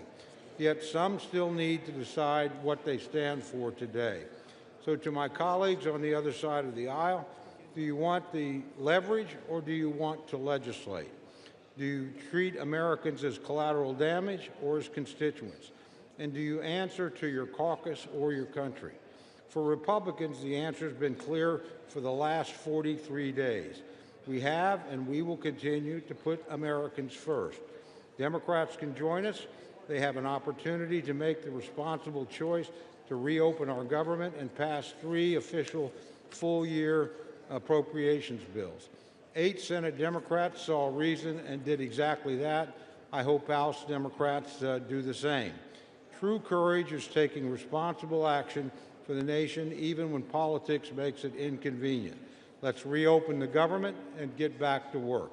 With that, Mr. Speaker, I reserve the balance of my time. The gentleman from Oklahoma reserves. The gentlelady from Connecticut is recognized. Thank you, Mr. Speaker. The House is not in order. Thank you. House will be in order. Thank you very much, Mr. Speaker. I yield myself 7 minutes. The gentlelady is recognized. I rise in opposition to this bill that does nothing, not one thing, to address the Republican health care crisis amid a cost of living crisis. More than 20 million Americans will have to pay double, even triple their monthly insurance premiums in just a matter of weeks. And this bill leaves families without even a glimmer of hope that their costs might go down. Energy prices are up, grocery prices are up, housing costs are up. When 2/3 of American workers are living paycheck to paycheck, you can understand why the most important issue on their minds is affordability. What does President Trump say? And I quote, "Affordability is a con job," end quote. How out of touch can you be? Mr. President, start to listen to the American people, not your millionaire, billionaire friends. President Trump and my Republican colleagues refused to address this issue. They continued to avoid it. They were so intent on avoiding it that they shut down the government instead of dealing with it. Speaker Johnson has indicated that he will not deal with it. He has shown no interest in holding a vote on extending the health care subsidies, which would prevent monthly costs from soaring. Republicans have tried to say they will deal with this problem their own way, but they have no plan. They are trying to repeal the Affordable Care Act, as they have been trying to do unsuccessfully for 15 years. However, they are poised to succeed, which is why it is so important for this continuing resolution to fail. President Trump and Republicans, their plan is to drive up prices for everybody, compounding the cost of living crisis. More than 2 million Americans are expected to lose their health insurance next year because it has simply become too expensive. There are more than 50 pages of health care provisions in this bill. Not one of them stops costs from skyrocketing at the beginning of next year. Not one of them offers relief to American families being squeezed tighter and tighter by the Republican crisis. There is one group of people, however, who will receive some relief thanks to this bill. United States senators who may have participated in an insurrection, snuck into this bill at the 11th hour by Senate Republicans, is a provision to pay out at least $1 million each to 8 United States senators implicated in the January 6th insurrection. Understand, this is a corrupt precedent. This is where members can profit from their own votes. It's the fleecing of the American people, which they get and understand. At the same time, this bill excludes a provision that will order a plaque to be hung that honors the police officers who put their lives on the line to defend our democracy from that same insurrection. What a contrast. It is yet another instance of this administration's shameless corruption that is financially ruining American families. While there is $230 million for the president to pay himself from the Department of Justice, $8 million for some of his closest Senate allies, $200 million for a pair of private jets for the Department of Homeland Security Secretary, $40 billion to Argentina, the American people are left with nothing but higher costs. This bill also fails to fully cover the Toxic Exposure Fund, which was created to support veterans exposed to burn pits and Agent Orange. We made a promise to stand by the men and women who served our country in uniform. This bill does not live up to that promise. You know, Republicans need to stop taking photographs with veterans and then vote against their health care. Those who lead in the appropriations process here believe in the constitutional power of the purse. And over the past month, President Trump has been firing federal workers en masse. And when his administration has failed there, they have made life so miserable for federal workers that they had no choice but to leave. Federal workers should be, and I quote, traumatically affected. Those are the words of the Office of Management and Budget Director, Russ Vought, an unelected bureaucrat. The federal workforce has dwindled by 200,000 since January, jeopardizing the public services that so many people rely on. Spare us your false concern. And since January, this administration has been stealing from our communities, withholding as much as $410 billion in funding approved by Democrats and Republicans, House, Senate, signed into law, and they are illegally blocking authorized funds from being distributed. Even now, As we debate this bill, the Trump administration is arguing to the Supreme Court that they should be allowed to withhold food stamp funding that Congress lawfully approved. They were ordered by 3 separate courts to distribute food assistance and are still fighting to withhold it. It is not connected to opening this government. They have the money. They have it now for food stamps. They just refuse to use it. Imagine using food as a political weapon, unspeakable and immoral.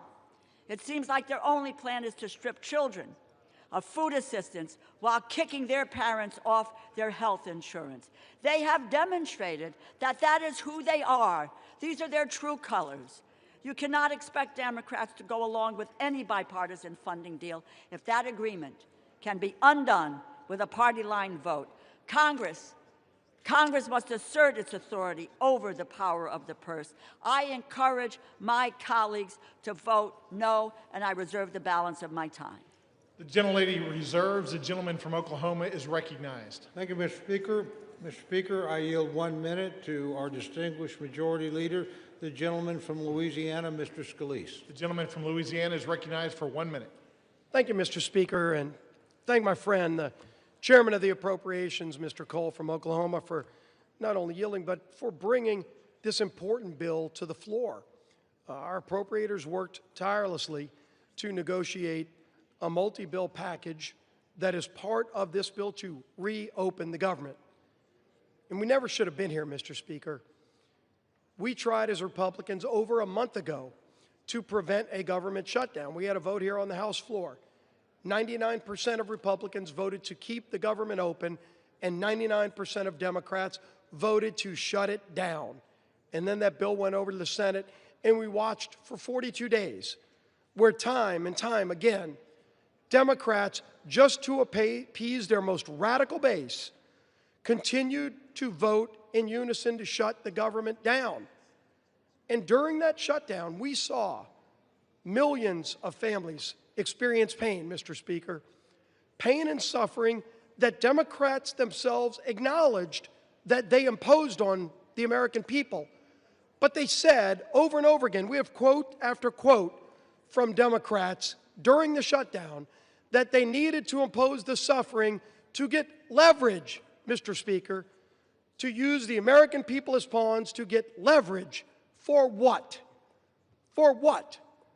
They ultimately filed an alternative bill, a $1.5 trillion mad spending spree that included things like $200 billion of taxpayer funding for illegals to get taxpayer benefits, while they gutted the $50 billion rural health care fund that we put in place in the Working Families Tax Cut. So, Mr. Speaker, anybody who comes up here and says they care about health care, they were also advocating to gut the $50 billion rural health care fund to provide $200 billion in taxpayer-funded health care benefits for illegals. It's insanity. And if you really want to look at where this all began, as some on the other side, Democrats, want to talk about a health care crisis, the health care law of the land is what many refer to as Obamacare. But let's remember the original name that Democrats gave that bill when they created it. They called it the Affordable Care Act. The Affordable Care Act. Only Democrats voted for it. Republicans knew it was going to be anything but affordable. It was going to interfere with the doctor-patient relationship, and unfortunately it's done that. But if you want to talk about affordable, and maybe the only other bill that's more laughable in its name is the Inflation Reduction Act. Yeah, that's another product brought to you by Democrat-only votes. The Inflation Reduction Act, which ushered in the inflation under Joe Biden that we're still trying to shake today. But the Affordable Care Act, Mr. Speaker, since it started, Americans have seen over 80% increases in their health care costs because of a Democrat-created bill that they want to now blame on Republicans. I understand why they would want to try to now pawn that off on somebody else. But then if you look over time, during COVID, they created a temporary relief fund, not to individuals, Mr. Speaker, but to insurance companies. Democrats created a temporary, they called it temporary in the law, temporary COVID relief tax credit to insurance companies to bail out big insurance companies who are seeing record profits, and that's now what they want Republicans to renew. A insurance company bailout that Democrats created to be temporary. They set it up to expire. And now they're saying that the world's going to end if that insurance company bailout doesn't get renewed. While at the same time, when we as Republicans worked to actually lower premiums for families, they fought it every step of the way. That's right. We had a bill that we passed through this House just a few months ago in the Working Families Tax Credit. Part of that bill was called the cost share reduction, was scored by the CBO to lower premiums for families by over 12%. And what happened? It gets over, and by the way, every Democrat voted against that too, because they've never cared about lowering premiums. Then that bill gets over to the Senate. Senate Democrats worked overtime to get that provision removed. And if you go look at Senate Democrat Budget Committee website, they still brag that they removed that provision that would have lowered premiums for families. So, absolutely, Republicans have worked and will continue, by the way, to work to lower premiums for families, but make no mistake, the high premiums that everybody faces today are a result of the inaptly named Affordable Care Act and the many failures associated with it. But this bill today is about ending the misery Democrats created on families. That is just about funding the government, not about solving other problems that we should be working to solve, but about getting the government back open while not holding the American people hostage. And that, Mr. Speaker, is what has disgusted the American people most during this shutdown. That should have never happened, but it's that it has caused real suffering for American families. Our men and women in uniform that had to wonder whether or not they're going to get paid. Air traffic controllers who already had a highly stressful job and then had to show up for work without getting paid. Multiple paychecks missed. Now you're seeing, because a lot of those air traffic controllers have to go work jobs as Uber drivers. They aren't even being able to show up for work because they still have bills due, their rent's due. They're trying to put food on their table, and Democrats want to vote no tonight to keep denying them food. The 42 million SNAP recipients, those people that are low income that need those food benefits, if you vote no today, you are voting to deny those 42 million low-income families basic food needs. Don't talk about how much you care about low-income people and vote no tonight to deny them food, basic services, basic things that American families need who shouldn't be part of the leverage Democrats want to show their radical base that they're fighting Donald Trump because they're upset with the results of the election from November. It is time to end this madness, Mr. Speaker. Let's get this government back open. Let's go negotiate our differences, which are many, but let's do it while not continuing to hold the American people hostage. I urge my Democrat colleagues who have voted relentlessly to shut this government down and to impose this suffering on the American people to stop. Stop imposing the suffering. Let's open the government. Let's get back to the work of the American people. I yield back the balance of my time. The gentleman from Louisiana yields back. Does the gentleman from Oklahoma reserve? I do, Mr. Speaker. The gentleman reserves. The gentlelady from Connecticut is recognized. I remind the Majority Leader that a 60-year-old couple earning $82,800 per year, annual premiums will rise by over $17,000, a 255% increase. It now gives me great pleasure to yield 3 minutes to the gentleman from Georgia, the distinguished ranking member of the Agricultural and Rural Development Subcommittee, Mr. Bishop. The gentleman from Georgia is recognized for 3 minutes. Thank you, Ranking Member DeLauro. As ranking member of the Agriculture, Rural Development, and FDA Subcommittee, I rise to oppose this bill. Though it does represent, for the most part, solid bipartisan work to provide investments in agriculture in rural America, I am disappointed that the rest of it falls far short of the needs of most Americans. Healthcare providers and patients are frustrated and frightened by the imminent skyrocketing of healthcare costs caused by the loss of the ACA tax credits and cuts to Medicaid, Medicare, and life-saving biomedical research. My constituent, Angela Holmes, is unable to walk without debilitating pain. She's worried that without tax credits, she won't be able to afford health insurance to complete the multiple back surgeries she needs. For many Georgians, health care is a matter of life and death. Our Republican colleagues could have corrected this in the Rules Committee, but they rejected an amendment last night that would have lowered health premium costs. To me, that's unconscionable. So are the administration's actions during the shutdown. As a Christian, I'm outraged that USDA used the shutdown to illegally withhold SNAP from 42 million Americans. USDA had the chance to do the right thing and use designated contingency funds, but rejected it. And when ordered to do so by the courts, they fought all the way to the Supreme Court to keep hungry families from receiving food.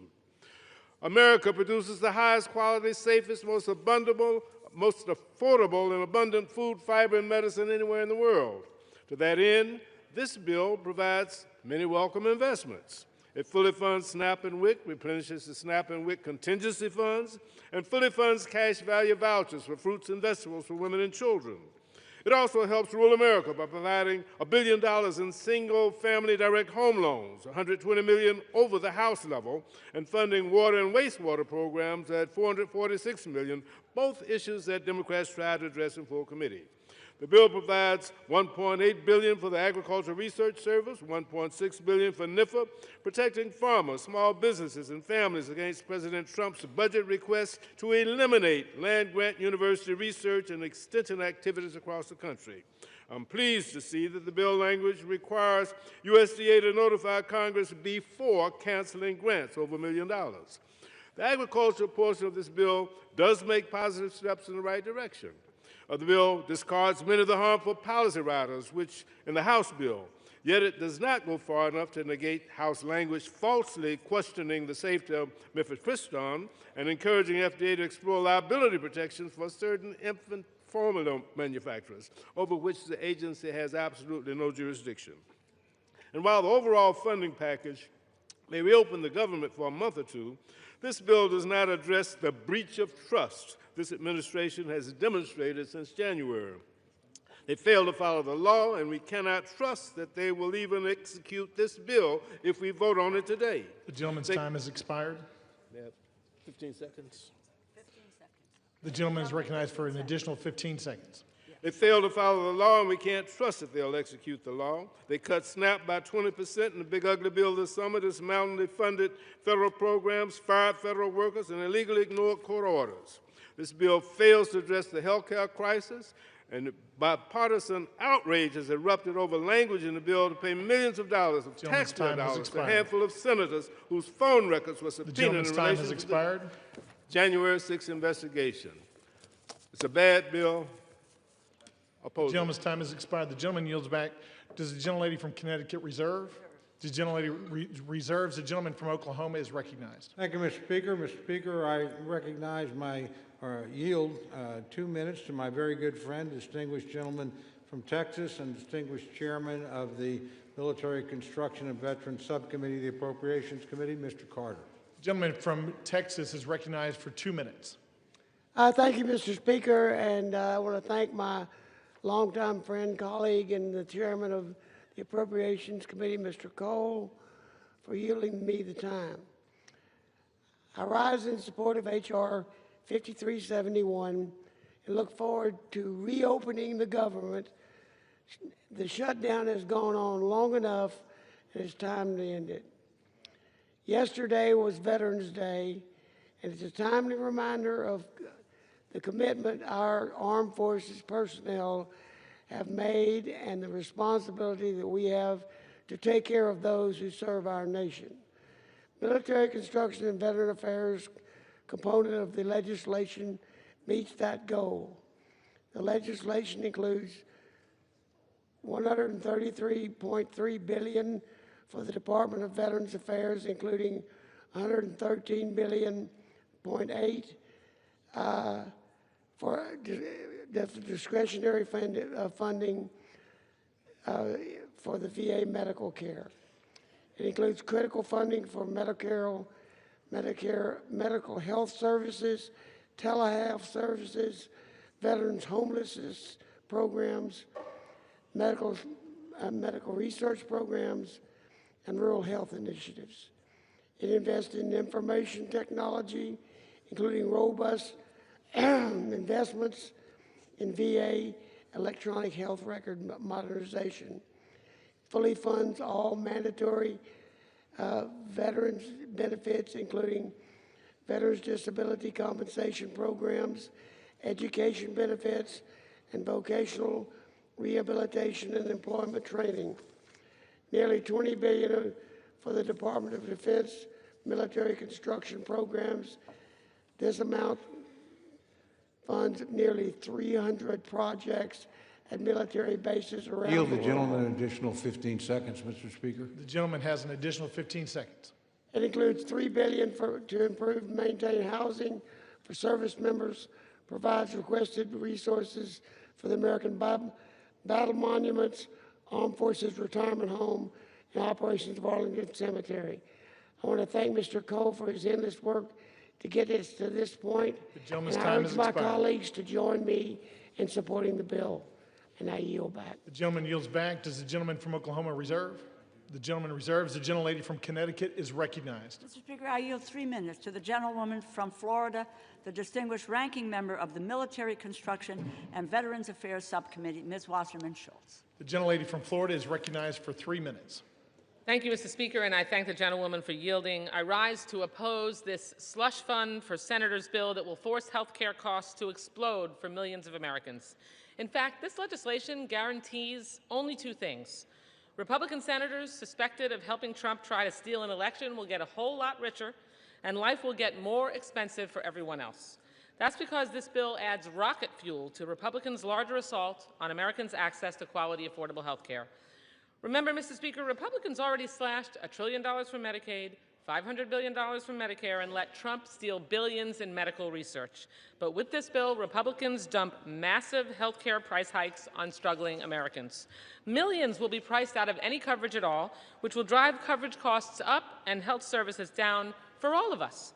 It's a health budget nightmare for America's families and a slush fund lottery win for 8 Republican senators. Because the one thing that we can all agree on, unless you're Jeffrey Epstein's best friend in the White House, is that the cost of living is out of control. Rent, home insurance, and electric bills are all soaring. The cost of beef, coffee, and vegetables just keep climbing. People are really struggling to get by. Yet Donald Trump continues to block SNAP benefits to 42 million struggling seniors, patients, and veterans. How anyone could swipe food from the plates of nearly 20 million children like that is simply disgusting, but that same moral bankruptcy is embedded in this bill.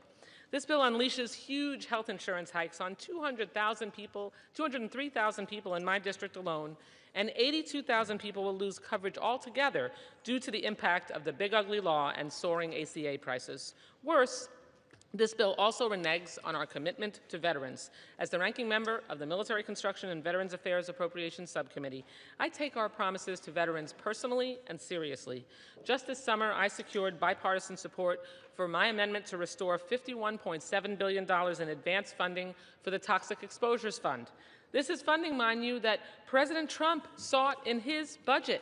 Yet as Republicans slipped a slush fund for senators into this bill, they gutted a critical funding protection for veterans. Just so we're all clear, average Americans will see their kitchen table budget blow up from the health coverage price hikes, and veterans will see their future health care funding for toxic exposures put in jeopardy. All so billionaires can keep getting huge tax breaks. It's hard to pick between the worst moral outrages behind this bill. Was it covering up for Epstein's best friend for nearly 2 months, just so Republicans could vacation and avoid negotiating a better health care plan for our struggling families? Or is it the slush fund that personally enriches Republican senators and will haunt everyone who votes for this bill? Well, House Democrats will oppose this partisan spending bill that guts America's health care, and we'll keep fighting to extend health care tax credits. Donald Trump and Republicans broke their promise to lower costs, and this bill certainly cements that betrayal. But Democrats will stand by our promise to lower costs, and we'll make sure every American knows Republicans are responsible for this devastating health care crisis. Gentlelady's time has yield expired. back. The gentlelady yields back. The gentlelady from Connecticut reserves. The gentleman from Oklahoma is recognized. Thank you very much, Mr. Speaker. Mr. Speaker, I yield 2 minutes to my very good friend, distinguished chairman of the Agriculture Subcommittee of the Committee on Appropriation, Dr. Harris of Maryland. The gentleman from Maryland is recognized for 2 minutes. Mr. Speaker, I rise today in support of Senate amendment to H.R. 5371, which will finally put an end to the Democrat-led government shutdown. Millions of Americans have suffered because they refuse to reopen the government, harming those who depend on SNAP benefits, federal workers, Border Patrol agents, and our troops who are uncertain about their next paycheck. This legislation extends government funding to the end of January 2026, thereby blocking attempts to force a budget-busting omnibus at the last minute before Christmas. It also includes the FY 2026 Agriculture, Rural Development, and Food and Drug Administration Appropriations Act. Republicans have effectively locked in disciplined, flat spending levels while supporting the Trump administration's policy priorities. The agriculture bill provides $26.65 billion in discretionary spending, which is level with the current amounts, while also including community project funding. This bill provides critical funding support to America's farmers, ranchers, and rural communities. It ensures both USDA and FDA can safeguard our nation's food and drug supply and fully funds nutrition programs, including SNAP and WIC. Additionally, the bill closes the hemp loophole that has resulted in the spread of unregulated, intoxicating hemp-derived products that are being sold online and in gas stations and corner stores across the country. Many of these products are accessible and attractive to children, resulting in thousands of calls to U.S. poison control centers, with more than 30% involving children aged 5 years and younger. This provision is supported by 39 states' attorney general and over 81 national and state public health, medical, law enforcement, and other organizations. It's beyond disappointing that our colleagues on the other side of the aisle will soon be voting to continue the chaos and uncertainty of a government shutdown. But this is what responsible Republican government looks like. We stared down the radical Democrats' outrageous budget-busting demands and held the line for hardworking American taxpayers. I want to thank Appropriations Chairman Cole for his leadership, strongly encourage my colleagues to support this legislation. Mr. Chair, I yield back time. The gentleman from Maryland yields back. Does the gentleman from Oklahoma reserve? The gentleman reserves. The gentlelady from Connecticut is recognized. Mr. Speaker, I yield 3 minutes to the gentleman from New York, the distinguished ranking member of the Legislative Branch Subcommittee, Mr. Espaillat. The gentleman from New York is recognized for 3 minutes. Thank you, Mr. Speaker. I rise today in strong opposition to the Senate's amendment to H.R. 5371 because once again, the Senate has put other interests ahead of those of the American people. Today's backroom deal does nothing to stop 20 million Americans that will see their health care premiums double or triple. And it does absolutely nothing to stop provisions in the reconciliation package that will strip 50 million people of the Medicaid coverage. These cuts will have a resounding impact for individuals and the healthcare industry and economy as a whole. Safety net hospitals like Montefiore in my district and federally funded clinics like Borinque in East Harlem face having to eliminate services or completely close. Families, seniors, and children who go to these clinics and hospitals cannot afford to lose health care coverage. On top of that, Mr. Speaker, the legislative branch bill, which was done unilaterally, not with the consultation of both sides, it was done on its own, in the Senate, in the dark, in cahoots with a bunch of people, includes a provision that will line the pockets of 8 senators that we know of by allowing them to sue the government for millions of dollars if the Department of Justice subpoenas their phone records or seeks a lawful non-disclosure order. While families in my district are stretching every single dollar just to pay for food and rent, senators want a personal payout if law enforcement dares to hold them accountable. At every turn of this shutdown and fight for health care access, Republicans and the Trump administration have tried to inflict suffering as much as possible. For weeks, the administration held food stamps hostage.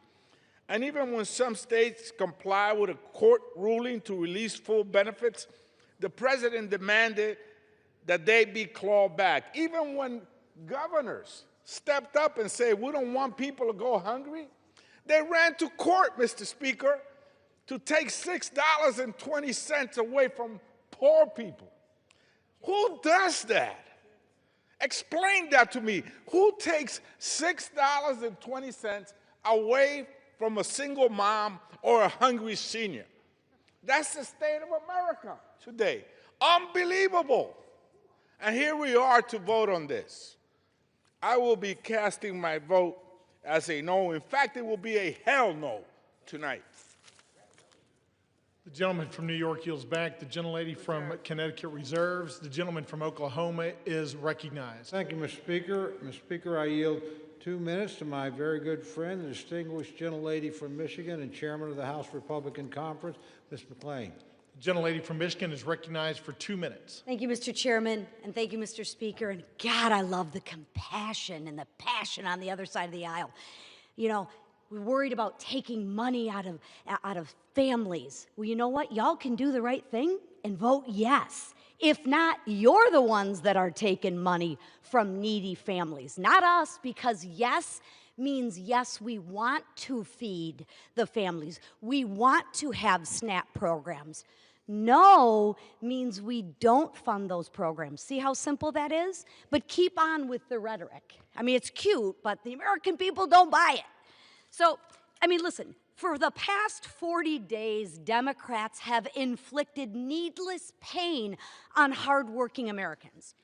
They stranded millions of travelers. They denied food assistance for hungry families. And how did they do that?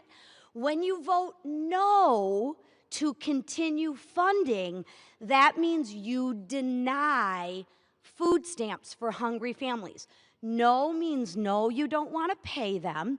Yes, like the Republicans vote, that means yes, we do want to pay them. So, you know, they left our troops wondering when they'd get their next paycheck.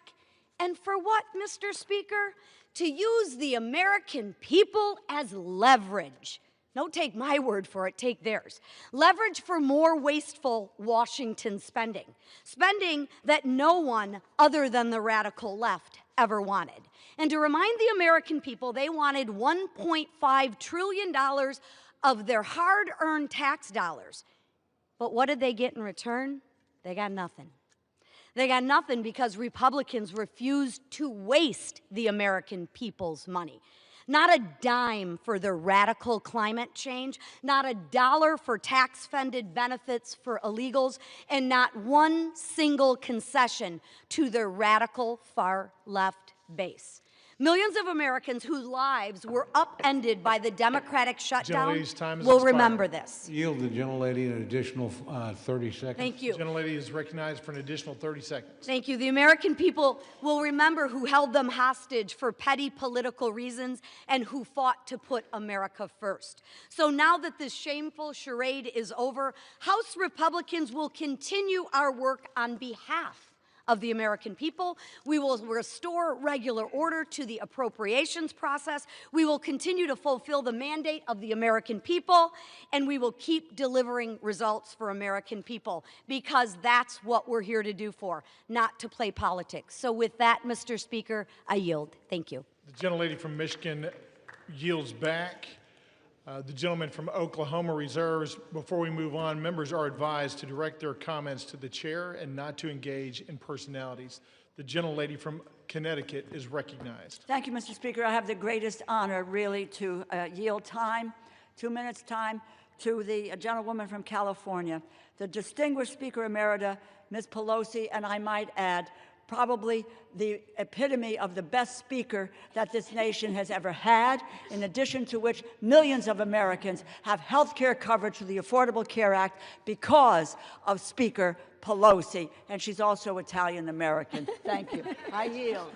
and a grandmother. The gentlelady from California is recognized. Thank you, Mr. Speaker. I thank the gentlewoman for yielding, Madam Chair, and once and future Chair of the Appropriations Committee, and thank her for her leadership and her kind words. I take heed, Mr. Speaker, of your comment to address my remarks to you and not to your colleagues. So I can say to you, and perhaps you can tell them, either they don't know what they're talking about or they don't care about meeting the needs of the American people. Did any one of them vote? Did any one of them vote to eliminate a need for a pre-existing condition in health care? Not one of them. Did any one of them vote to say if your children get to be 26, until they're 26 years old, they have access to your policy? Not one of them. Did any of them vote to bring a woman as being a pre-existing medical condition? Not one of them. The list goes on and on. Do any one of them vote for the Affordable Care Act, which, Mr. Speaker, you can tell them, was paid for? And then later, when we decided that we could extend the tax credits further so more people could have more access to care, did anyone vote for that? No. So all they have done is try to eliminate access to health care in our country. The public is catching on to them. You might tell them if a woman is born with a child that has a heart condition, she's out of luck with what they are proposing. If a father gets a stroke, forget about it.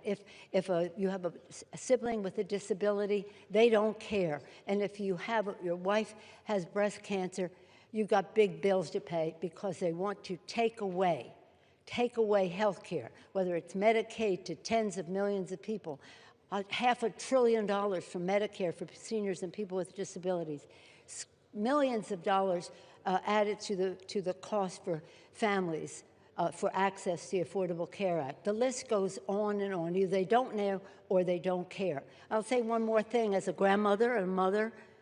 How about the President of the United States on Halloween night having a Halloween party?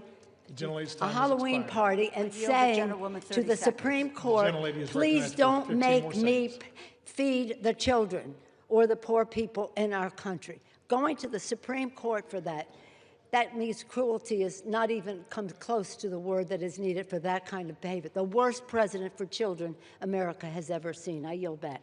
The gentlelady from California yields back. The gentlelady from Connecticut reserves. The gentleman from Oklahoma is recognized. Thank you, Mr. Speaker. Mr. Speaker, I yield 2 minutes to my very good friend, distinguished gentleman from West Virginia and member of the Legislative Branch Subcommittee and the Committee of Appropriations, Mr. Moore. The gentleman from West Virginia is recognized for 2 minutes. Thank you, Mr. Speaker. I rise today to support the Senate amendment to H.R. 5371, which includes full funding for the legislative branch. I'm honored to serve as the vice chairman of the Legislative Branch Subcommittee, and I'm grateful to Chairman Valadao for his leadership on that committee. It has been a long road to bring this bill to the floor, a road that was made significantly longer by totally unnecessary Schumer shutdown that we've been living in. The bill before us not only reopens the entire government, but ensures that the House and its supporting agencies remain working for the American people. The bill invests in safety and security. It increases funding for the Capitol Police, provides support for security programs through the House Sergeant at Arms, and is tough on foreign adversaries, including language I wrote, preventing the purchase of technology tied to the Chinese Communist Party. I want to thank Chairman Cole for his leadership and Ranking Member Espaillat and our subcommittee members and their staff and our staff and their work. And I urge my colleagues to vote yes. I yield back. The gentleman from West Virginia yields back. The gentleman from Oklahoma reserves. The gentlelady from Connecticut is recognized. Mr. Speaker, I yield 1 minute to the gentlewoman from Ohio, the distinguished ranking member of the Energy and Water Subcommittee, Ms. Capter. The gentlelady from Ohio is recognized for 1 minute. I thank the ranking member for yielding, Congresswoman DeLauro. Congress today should vote for affordable health insurance for Americans and reduce its rising costs. Instead, in the dead of night, 8 Senate Republicans slipped into this bill a payola for themselves, literally raking millions of dollars to themselves. This payola is called corruption. corruption. Millions of taxpayer dollars now are slated for Senators Graham, Haggerty, Hawley, Sullivan, Tuberville, Johnson, Loomis, and Blackburn. Each is teed up to personally rake in a minimum of $500,000 up to $1.5 million.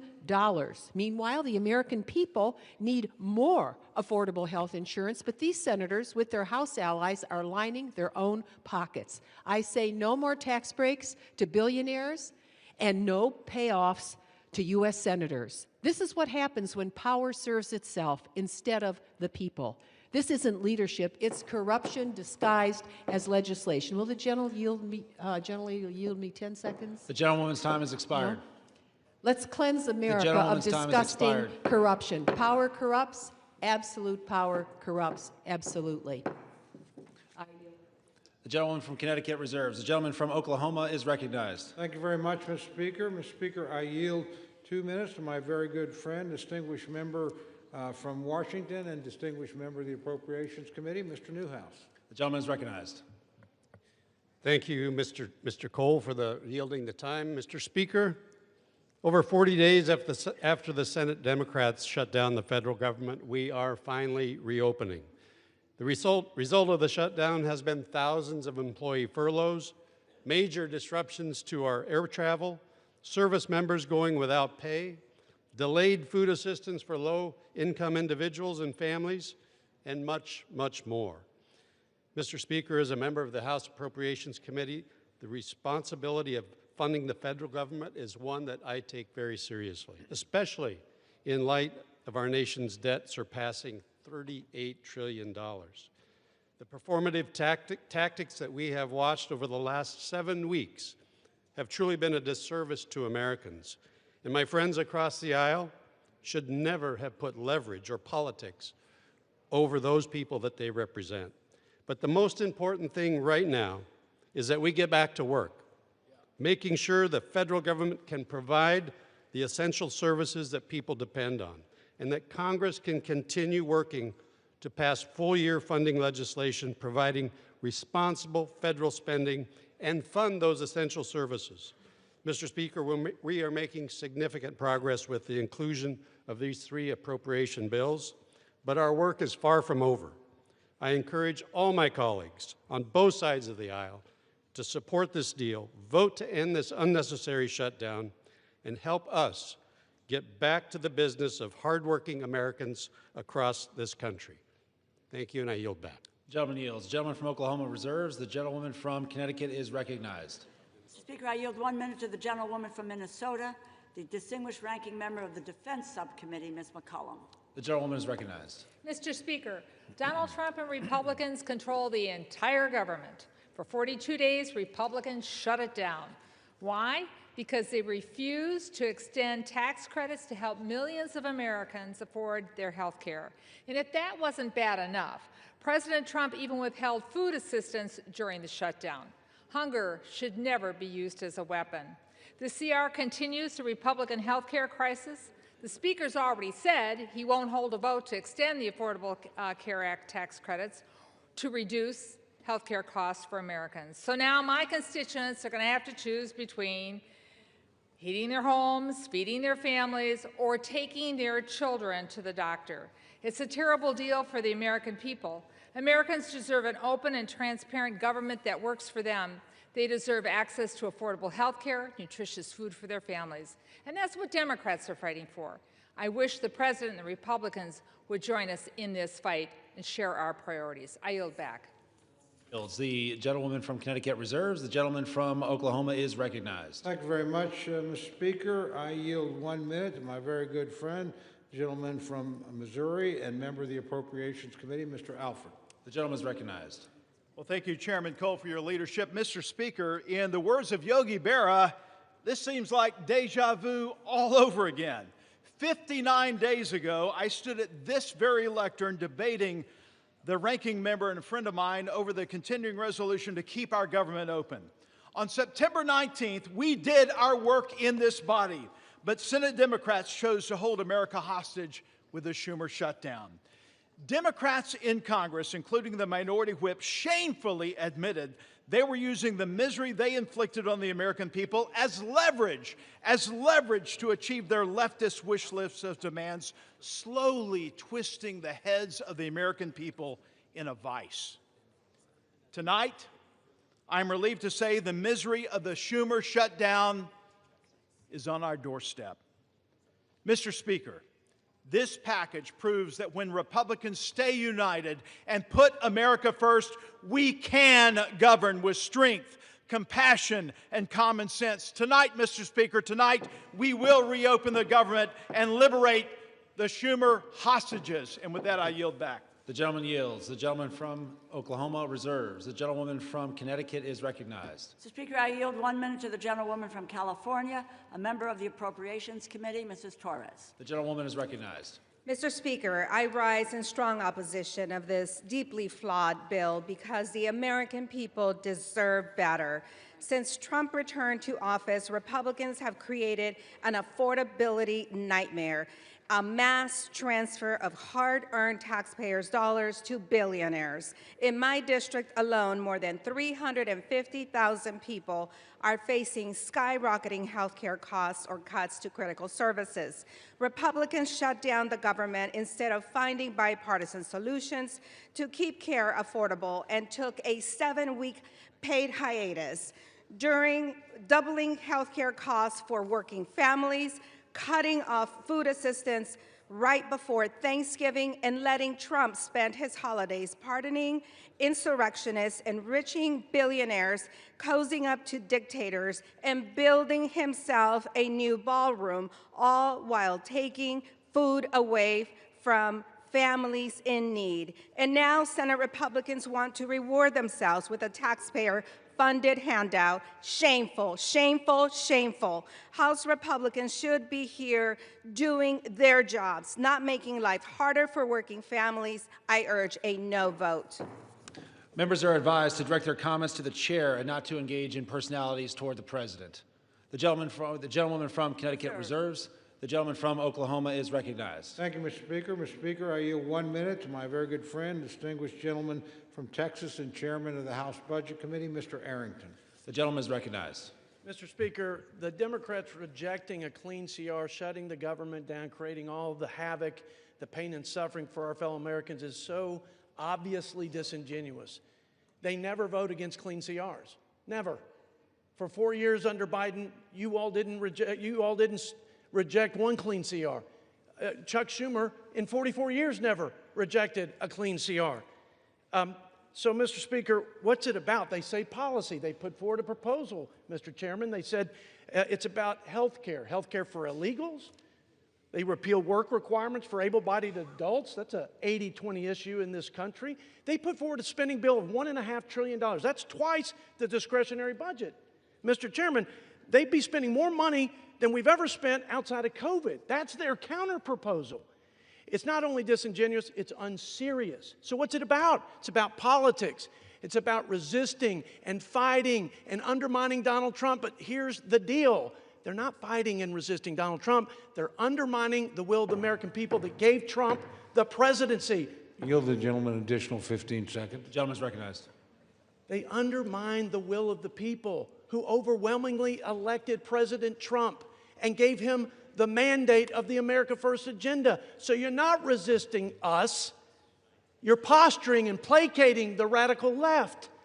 And you are holding back what the American people wanted, and that was a new direction for this country. I yield back.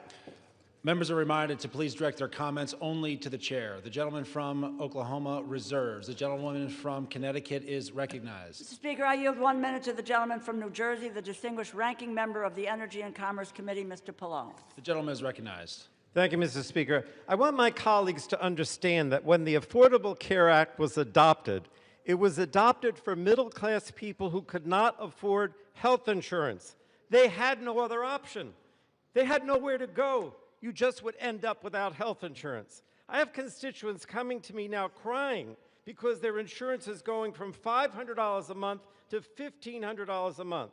That's an increase of $1,000 a month. Who can afford that? No one in the middle class. At the end of 2024, last year, during a Democratic administration, the number of insured Americans was at a record high of about 95%. Democrats worked for that. Then Trump comes in, the Republicans come in with their big ugly bill, and they make cuts to Medicaid, cuts to hospitals and nursing homes, and no funding to extend the ACA tax credits. So what's going to happen? More and more people will have no health insurance. That's the bottom line. They will not have health insurance, and the Republicans don't seem to care. But I want you to know that the Democrats care and will continue to fight for you. The gentleman yields. The gentlewoman from Connecticut reserves. The gentleman from Oklahoma is recognized. Thank you, Mr. Speaker. Speaker, I yield 1 minute to the distinguished gentleman from Guam, my very good friend, Mr. Moylan. The gentleman is recognized. Thank you to my friend from Oklahoma. Mr. Speaker, Guam is home to 3,372 federal employees, more than 43,000 SNAP recipients, and over 9,000 WIC recipients, and more than 20,000 veterans, all of whom have been impacted by this shutdown. If we continue to put politics over a country, my constituents will continue to suffer. Simply put, this gets us back on track, ensures funding for those who need it is in place, and turns the lights back on. This bill ensures that families receive the assistance they need, veterans have access to care, and our island is reimbursed for the sacrifice we made to keep federal programs running during this difficult time. I urge my colleagues to support this bill and to deliver for American people. The time for deliberation is when the government is open and people have the assistance they need. I reserve. The gentleman yields. The gentleman from Oklahoma reserves. The gentlewoman from Connecticut is recognized. Mr. Speaker, I yield 1 minute to the gentleman from Massachusetts, the distinguished ranking member of the Ways and Means Committee, Mr. Neal. The gentleman is recognized. Thank the gentlelady. Mr. Speaker, the destruction that is taking place in America's healthcare system during these 10 months is unbelievable. They've eviscerated the National Institutes of Health. They've cut back on the Centers for Disease Control, billions of dollars from Medicaid for a tax cut for the wealthy. Wait till you see what's coming to America's hospitals after the next election. It's so contrived they waited until after the election to implement it. 24 million people are likely to lose health insurance if we don't implement these tax credits as suggested. The emergency room is going to be back in full force now because this is where people will go for their health care. All of this is taking place to justify a tax cut for people at the very top. And here's the real kicker. Our Republican colleagues of fiscal probity borrowed the money for the tax cuts.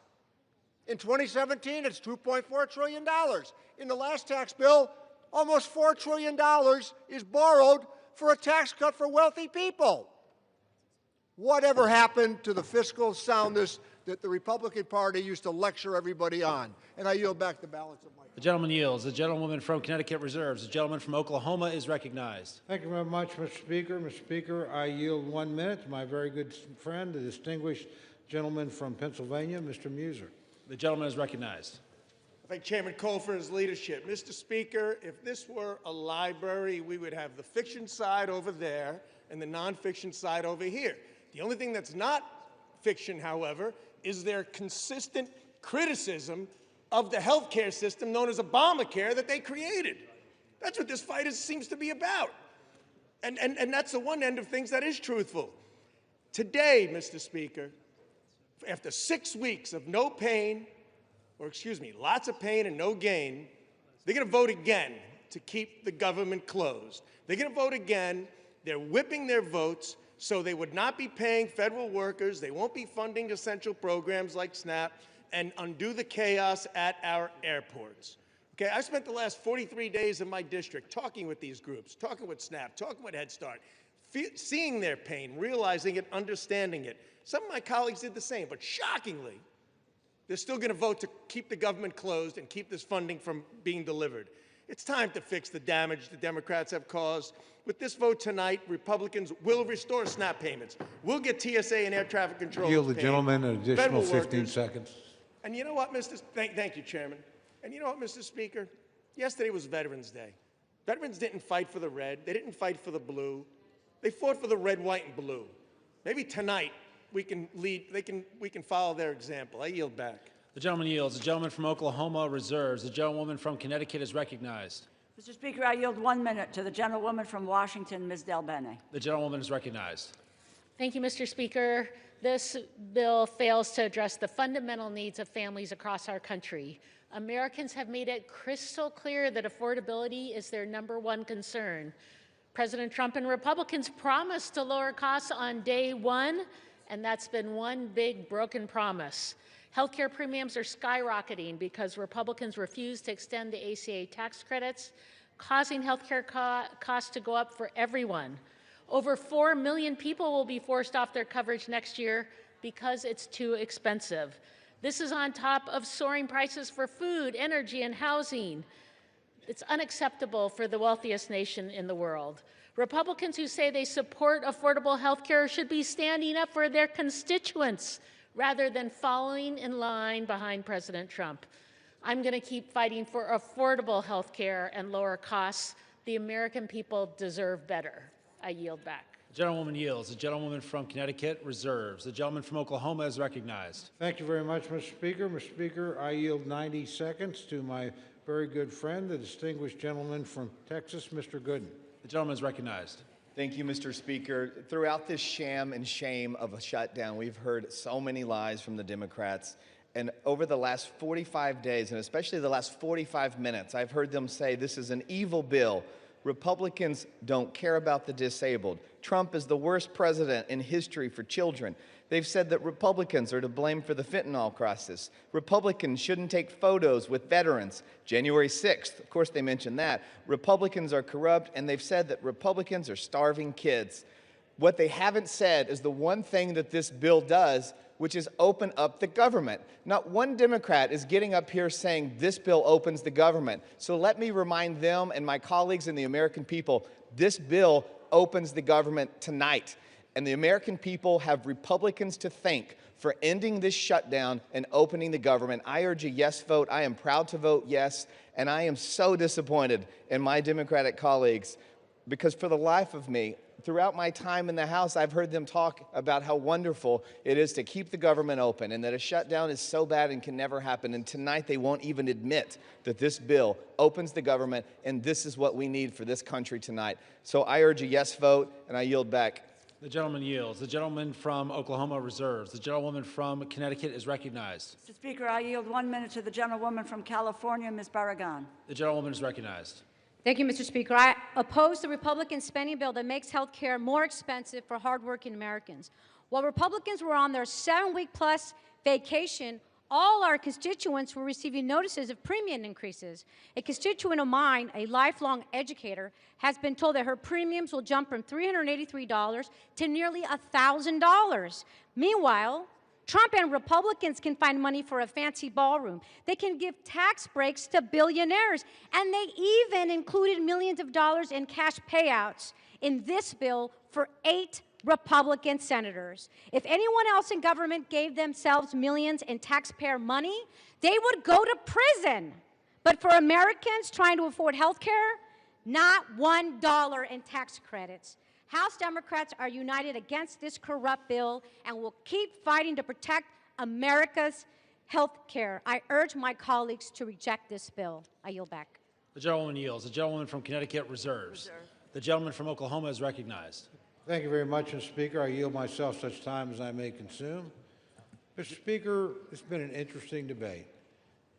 Frankly, as a couple of my colleagues have suggested, a lot of the rhetoric on the other side hasn't had much to do with the legislation in front of us. My friends chose all on their own to shut the government down 43 days ago.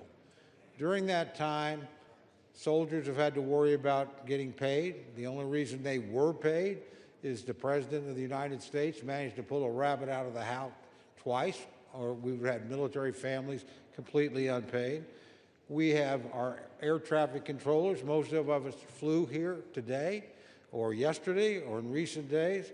They're keeping the skies as safe as they can, but they haven't gotten paid.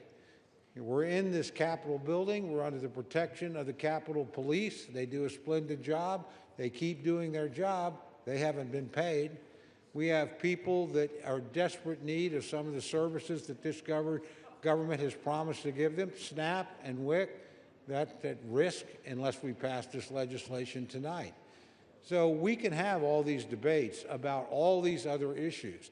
As a matter of fact, my friend the Speaker, his counterpart in the United States Senate, the Majority Leader, and the President have said, when you open the government, we'll be happy to talk to you about some of these issues. But you're not going to shut down the government, punish the American people, put people's lives at risk, and think we're going to sit down and negotiate with you under those circumstances. That is not going to happen. We told you 43 days ago, from bitter experience, government shutdowns don't work. They never achieve the objective that you announced. And guess what? You haven't achieved that objective yet, and you're not going to. We did the same thing twice, so I'm not saying that we've got clean hands over here. You guys did it on DACA, didn't work here, not going to work here. Only people that have suffered have been the American people, the people that we're all here to serve. So let's keep the focus on getting the government back open. I would also add, and I appreciate this very much, there have been robust discussions back and forth, and we have 3 appropriations bills attached to this. They're appropriations bills that do important things. The Ag bill will make sure that people that rely on WIC and SNAP don't have to worry about another government shutdown between now and September 30th of next year.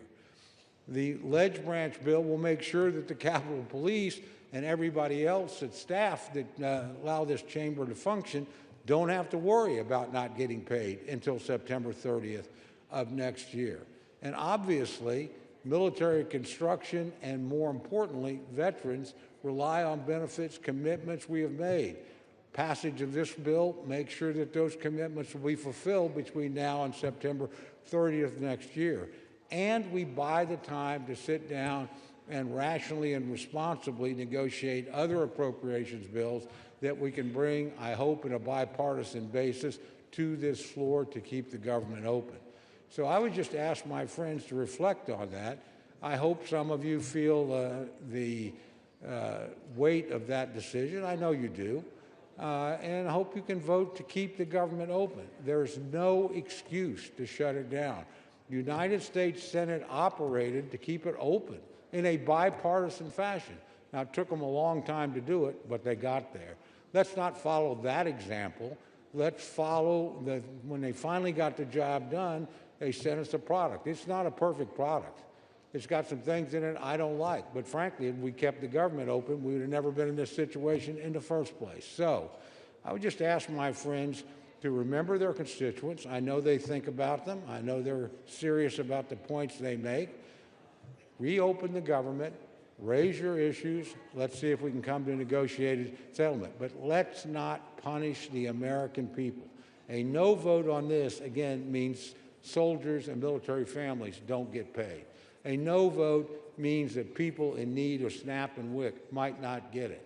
A no vote means the people that allow us to come here and debate and work won't get paid either. I can go down the list of horrors. It's pretty simple. This is a vote about 2 things.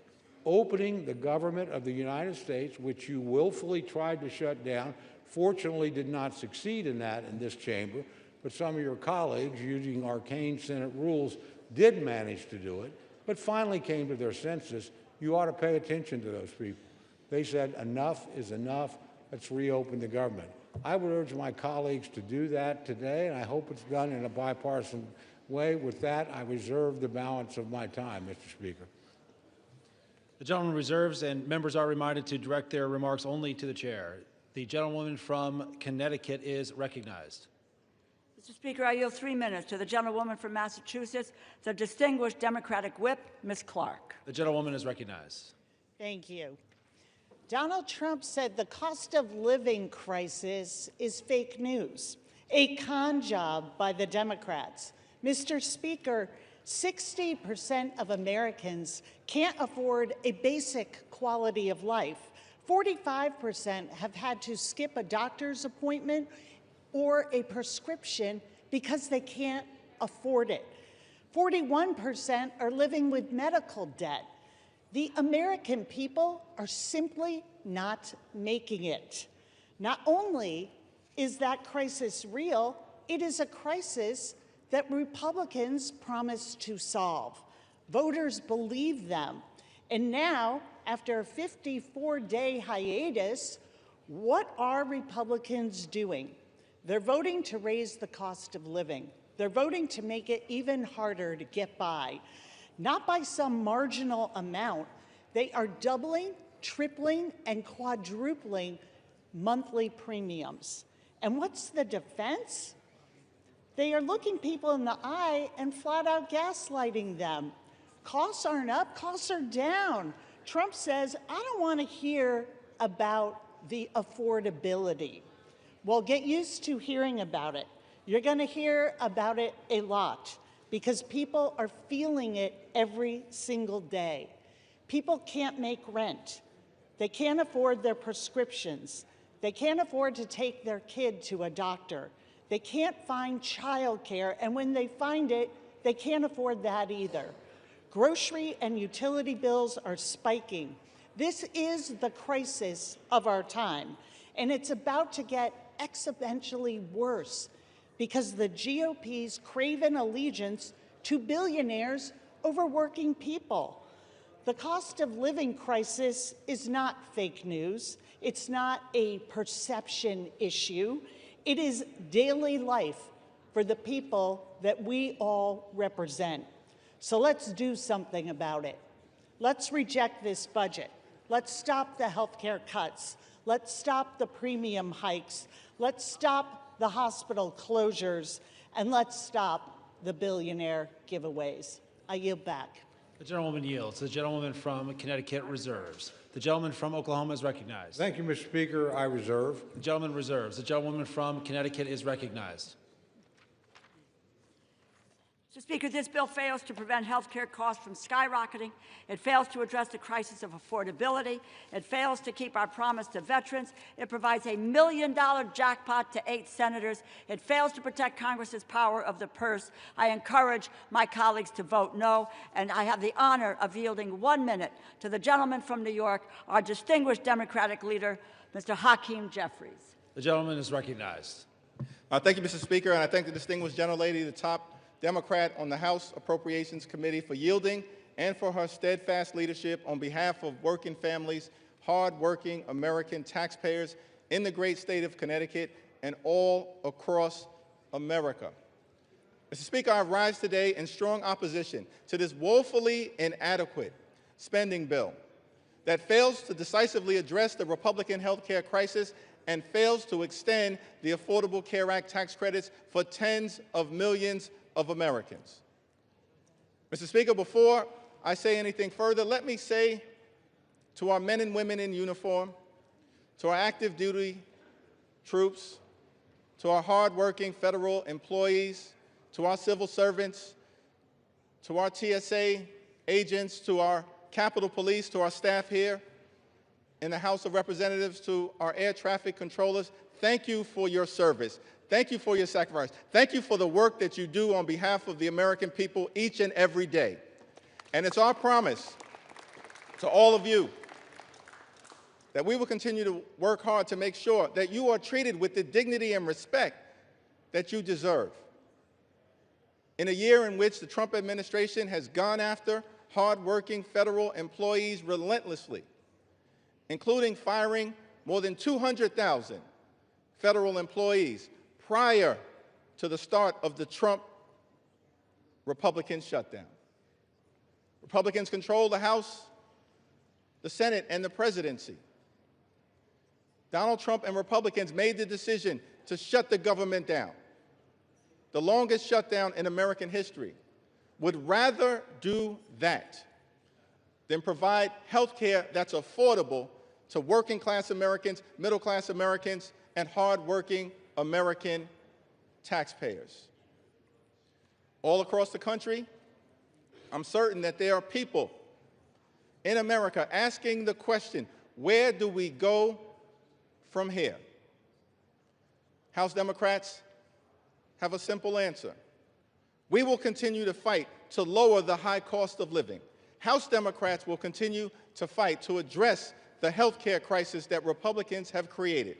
and House Democrats will continue to fight to extend the Affordable Care Act tax credits for tens of millions of Americans. This fight is not over. We're just getting started. We'll fight today. We'll fight tomorrow. We'll fight this week. We'll fight next week. We'll fight this month. We'll fight next month. We'll fight until we win this battle for the American people. That's our commitment as House Democrats. And there's only two ways that this fight will end. Only two ways, Mr. Speaker, that this fight will end. Either Republicans finally decide to extend the Affordable Care Act tax credits this year, or the American people will throw Republicans out of their jobs next year and end the speakership of Donald J. Trump once and for all. That's how this fight ends. Mr. Speaker, during this painful Trump-Republican shutdown,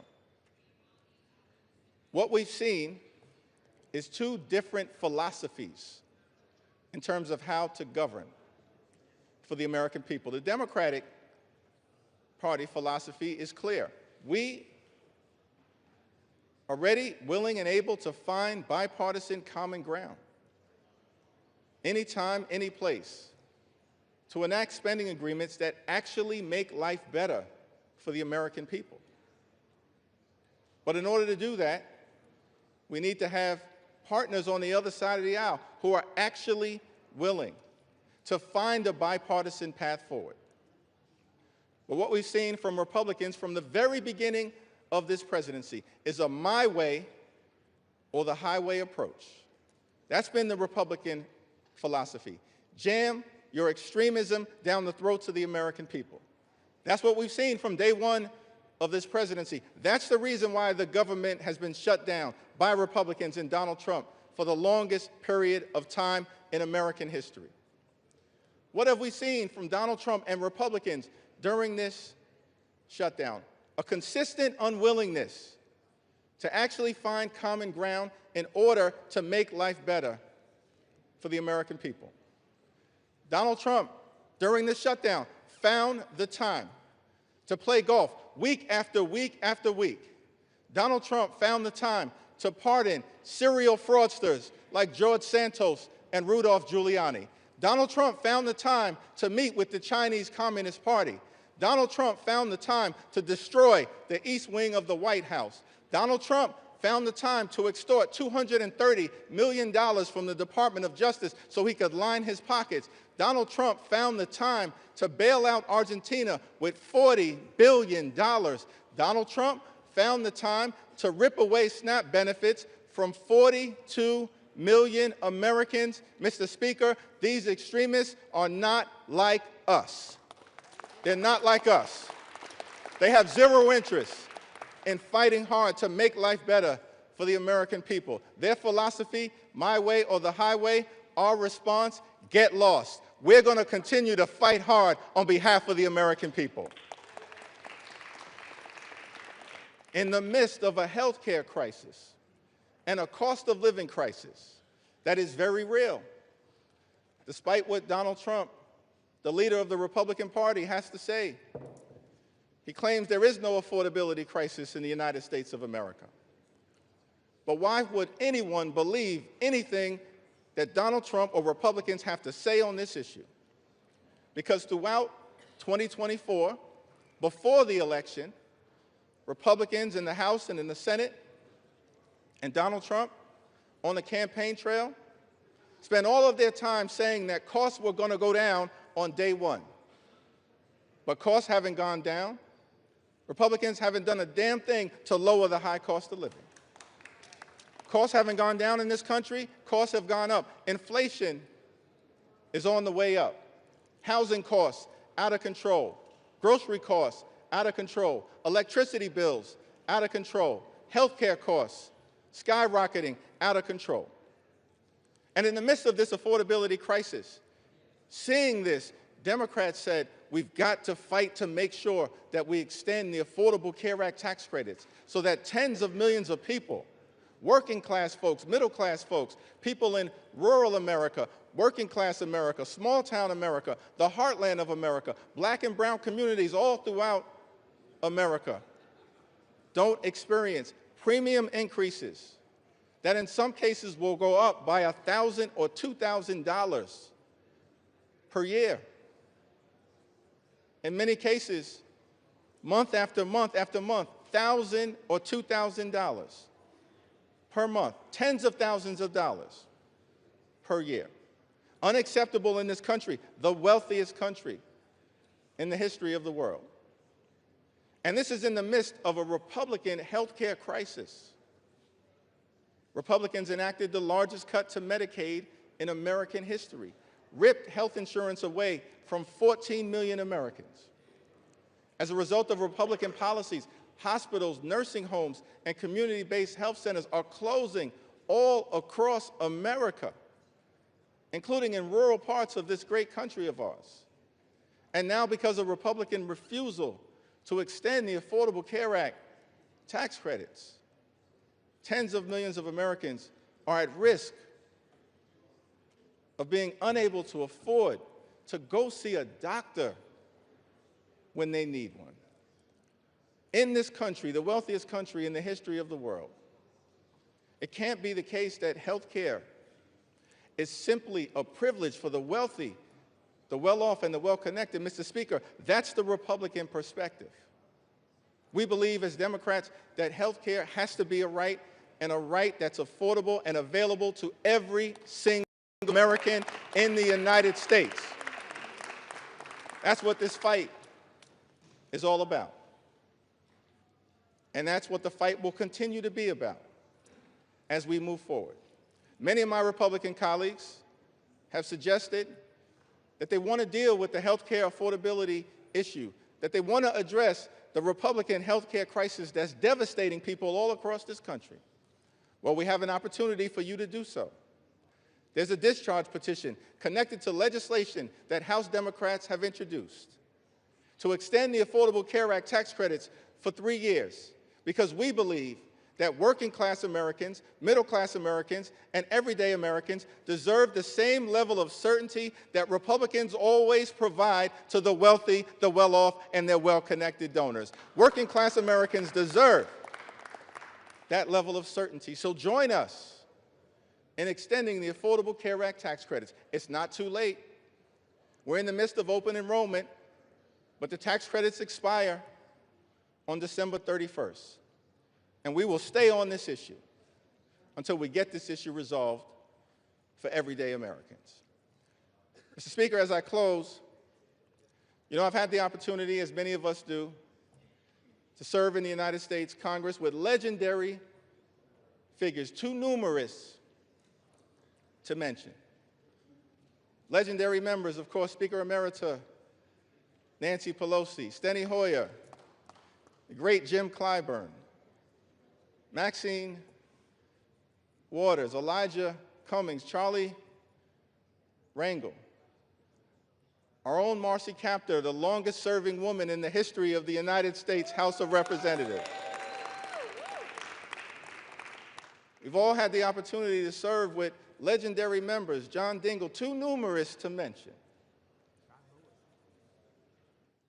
But one can't call that roll without calling the name of the great John Lewis. I had the distinct honor of serving with John Lewis for several terms. Many of us here in the House of Representatives did.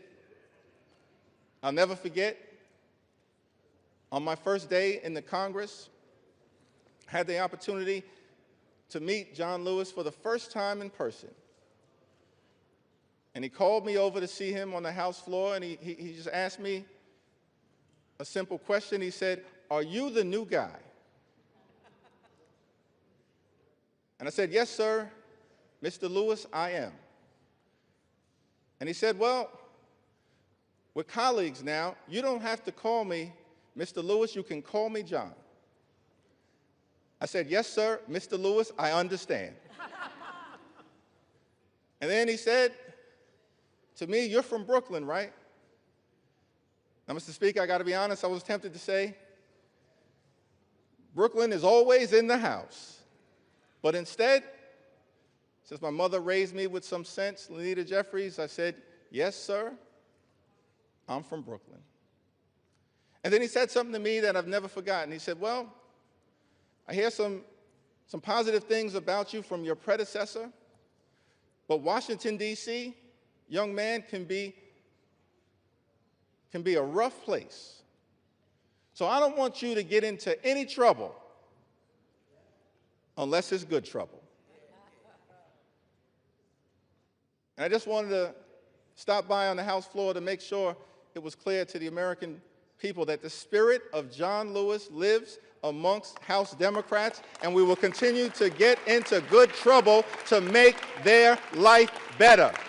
That's our commitment to every single American all across this country, from this day and for every day moving forward. And it was John Lewis who said to us that ours is not the struggle of one day, 1 week, or 1 year. Ours is the struggle of a lifetime, and maybe even many lifetimes. And each one of us in every generation must do our part. Mr. Lewis, we love you. We were blessed by our opportunity to serve with you, and House Democrats are here to do our part. We're in this fight until we win this fight for the American people. I yield back.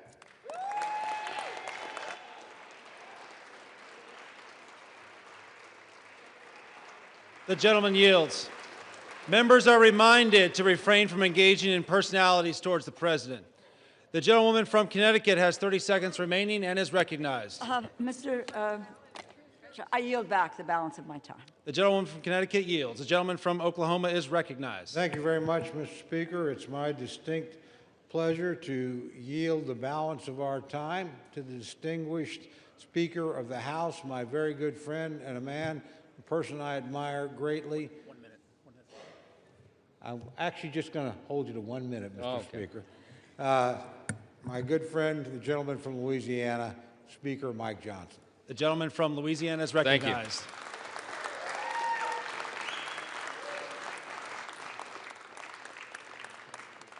I want to thank my friend Chairman Cole. Has done an extraordinary job in this process. And Mr. Speaker, we all know why we're here. House Democrats voted to shut the government down. It was 54 days ago when we had that vote, September 19th. And since that time, Senate Democrats have voted 14 times to close the government. Republicans voted a collective 15 times to open the government for the people, and the Democrats voted that many times to close it. And then they admitted, many of them, and we could name them here, but I'm not going to take the time, they admitted that they were using the American people as leverage in this political game. They knew that it would cause pain, and they did it anyway. The whole exercise was pointless. It was wrong, and it was cruel. In mere moments, I want you to watch the board. They're going to do it again. I'm going to guess for you that most of our Democrat colleagues are going to vote again to close the government, again to take food out of the mouths of families that need it, again to deny pay to federal employees, again to stall flights and cancel airlines and do all the rest that they've done. But we are not going to let them succeed in that gambit. And that's right. While the Democrats keep voting to shut the government down, Republicans are going to vote to open it back up. And with that, we're going to get the American government running again and working for the people as they deserve. I'm going to close with this. You know, as Speaker, you have the ability to talk as long as you want, but I'm not going to do that tonight. We're not going to waste any more time of the people.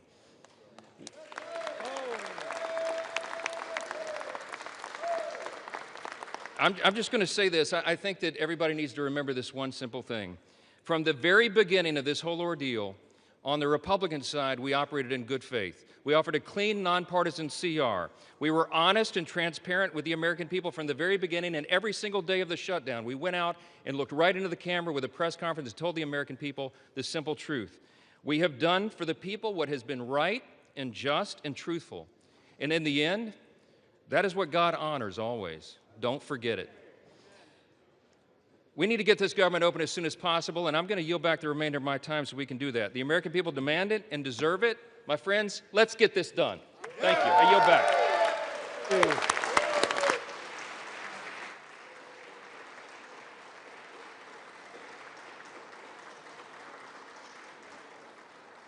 Proud of you.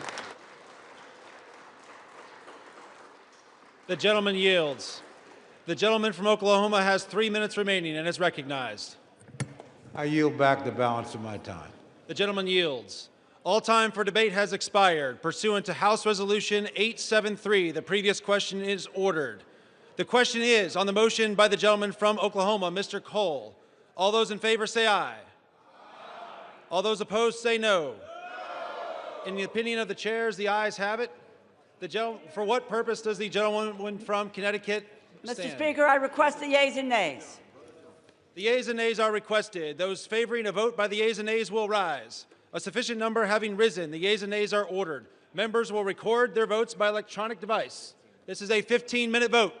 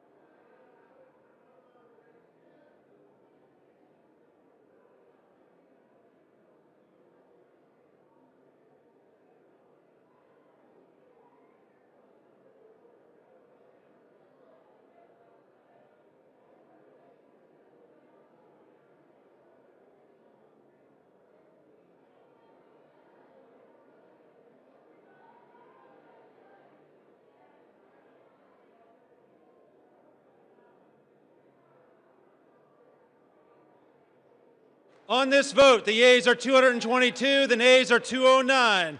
The bill is passed. The motion is adopted.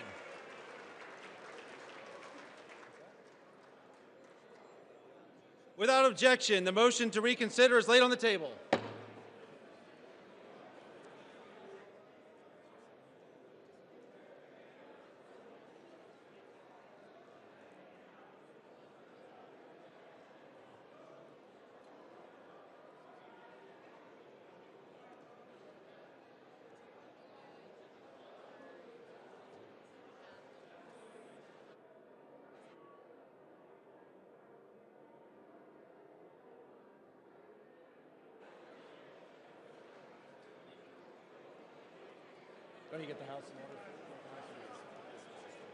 The chair lays before the House a communication. The Honorable the Speaker, House of Representatives, sir. I respectfully request to be relieved from assignments to the House Armed Services Committee and the House Select Committee on Competition between the United States and the Chinese Communist Party, effective immediately. It has been an honor and privilege to serve on these committees on behalf of my constituents and the American people.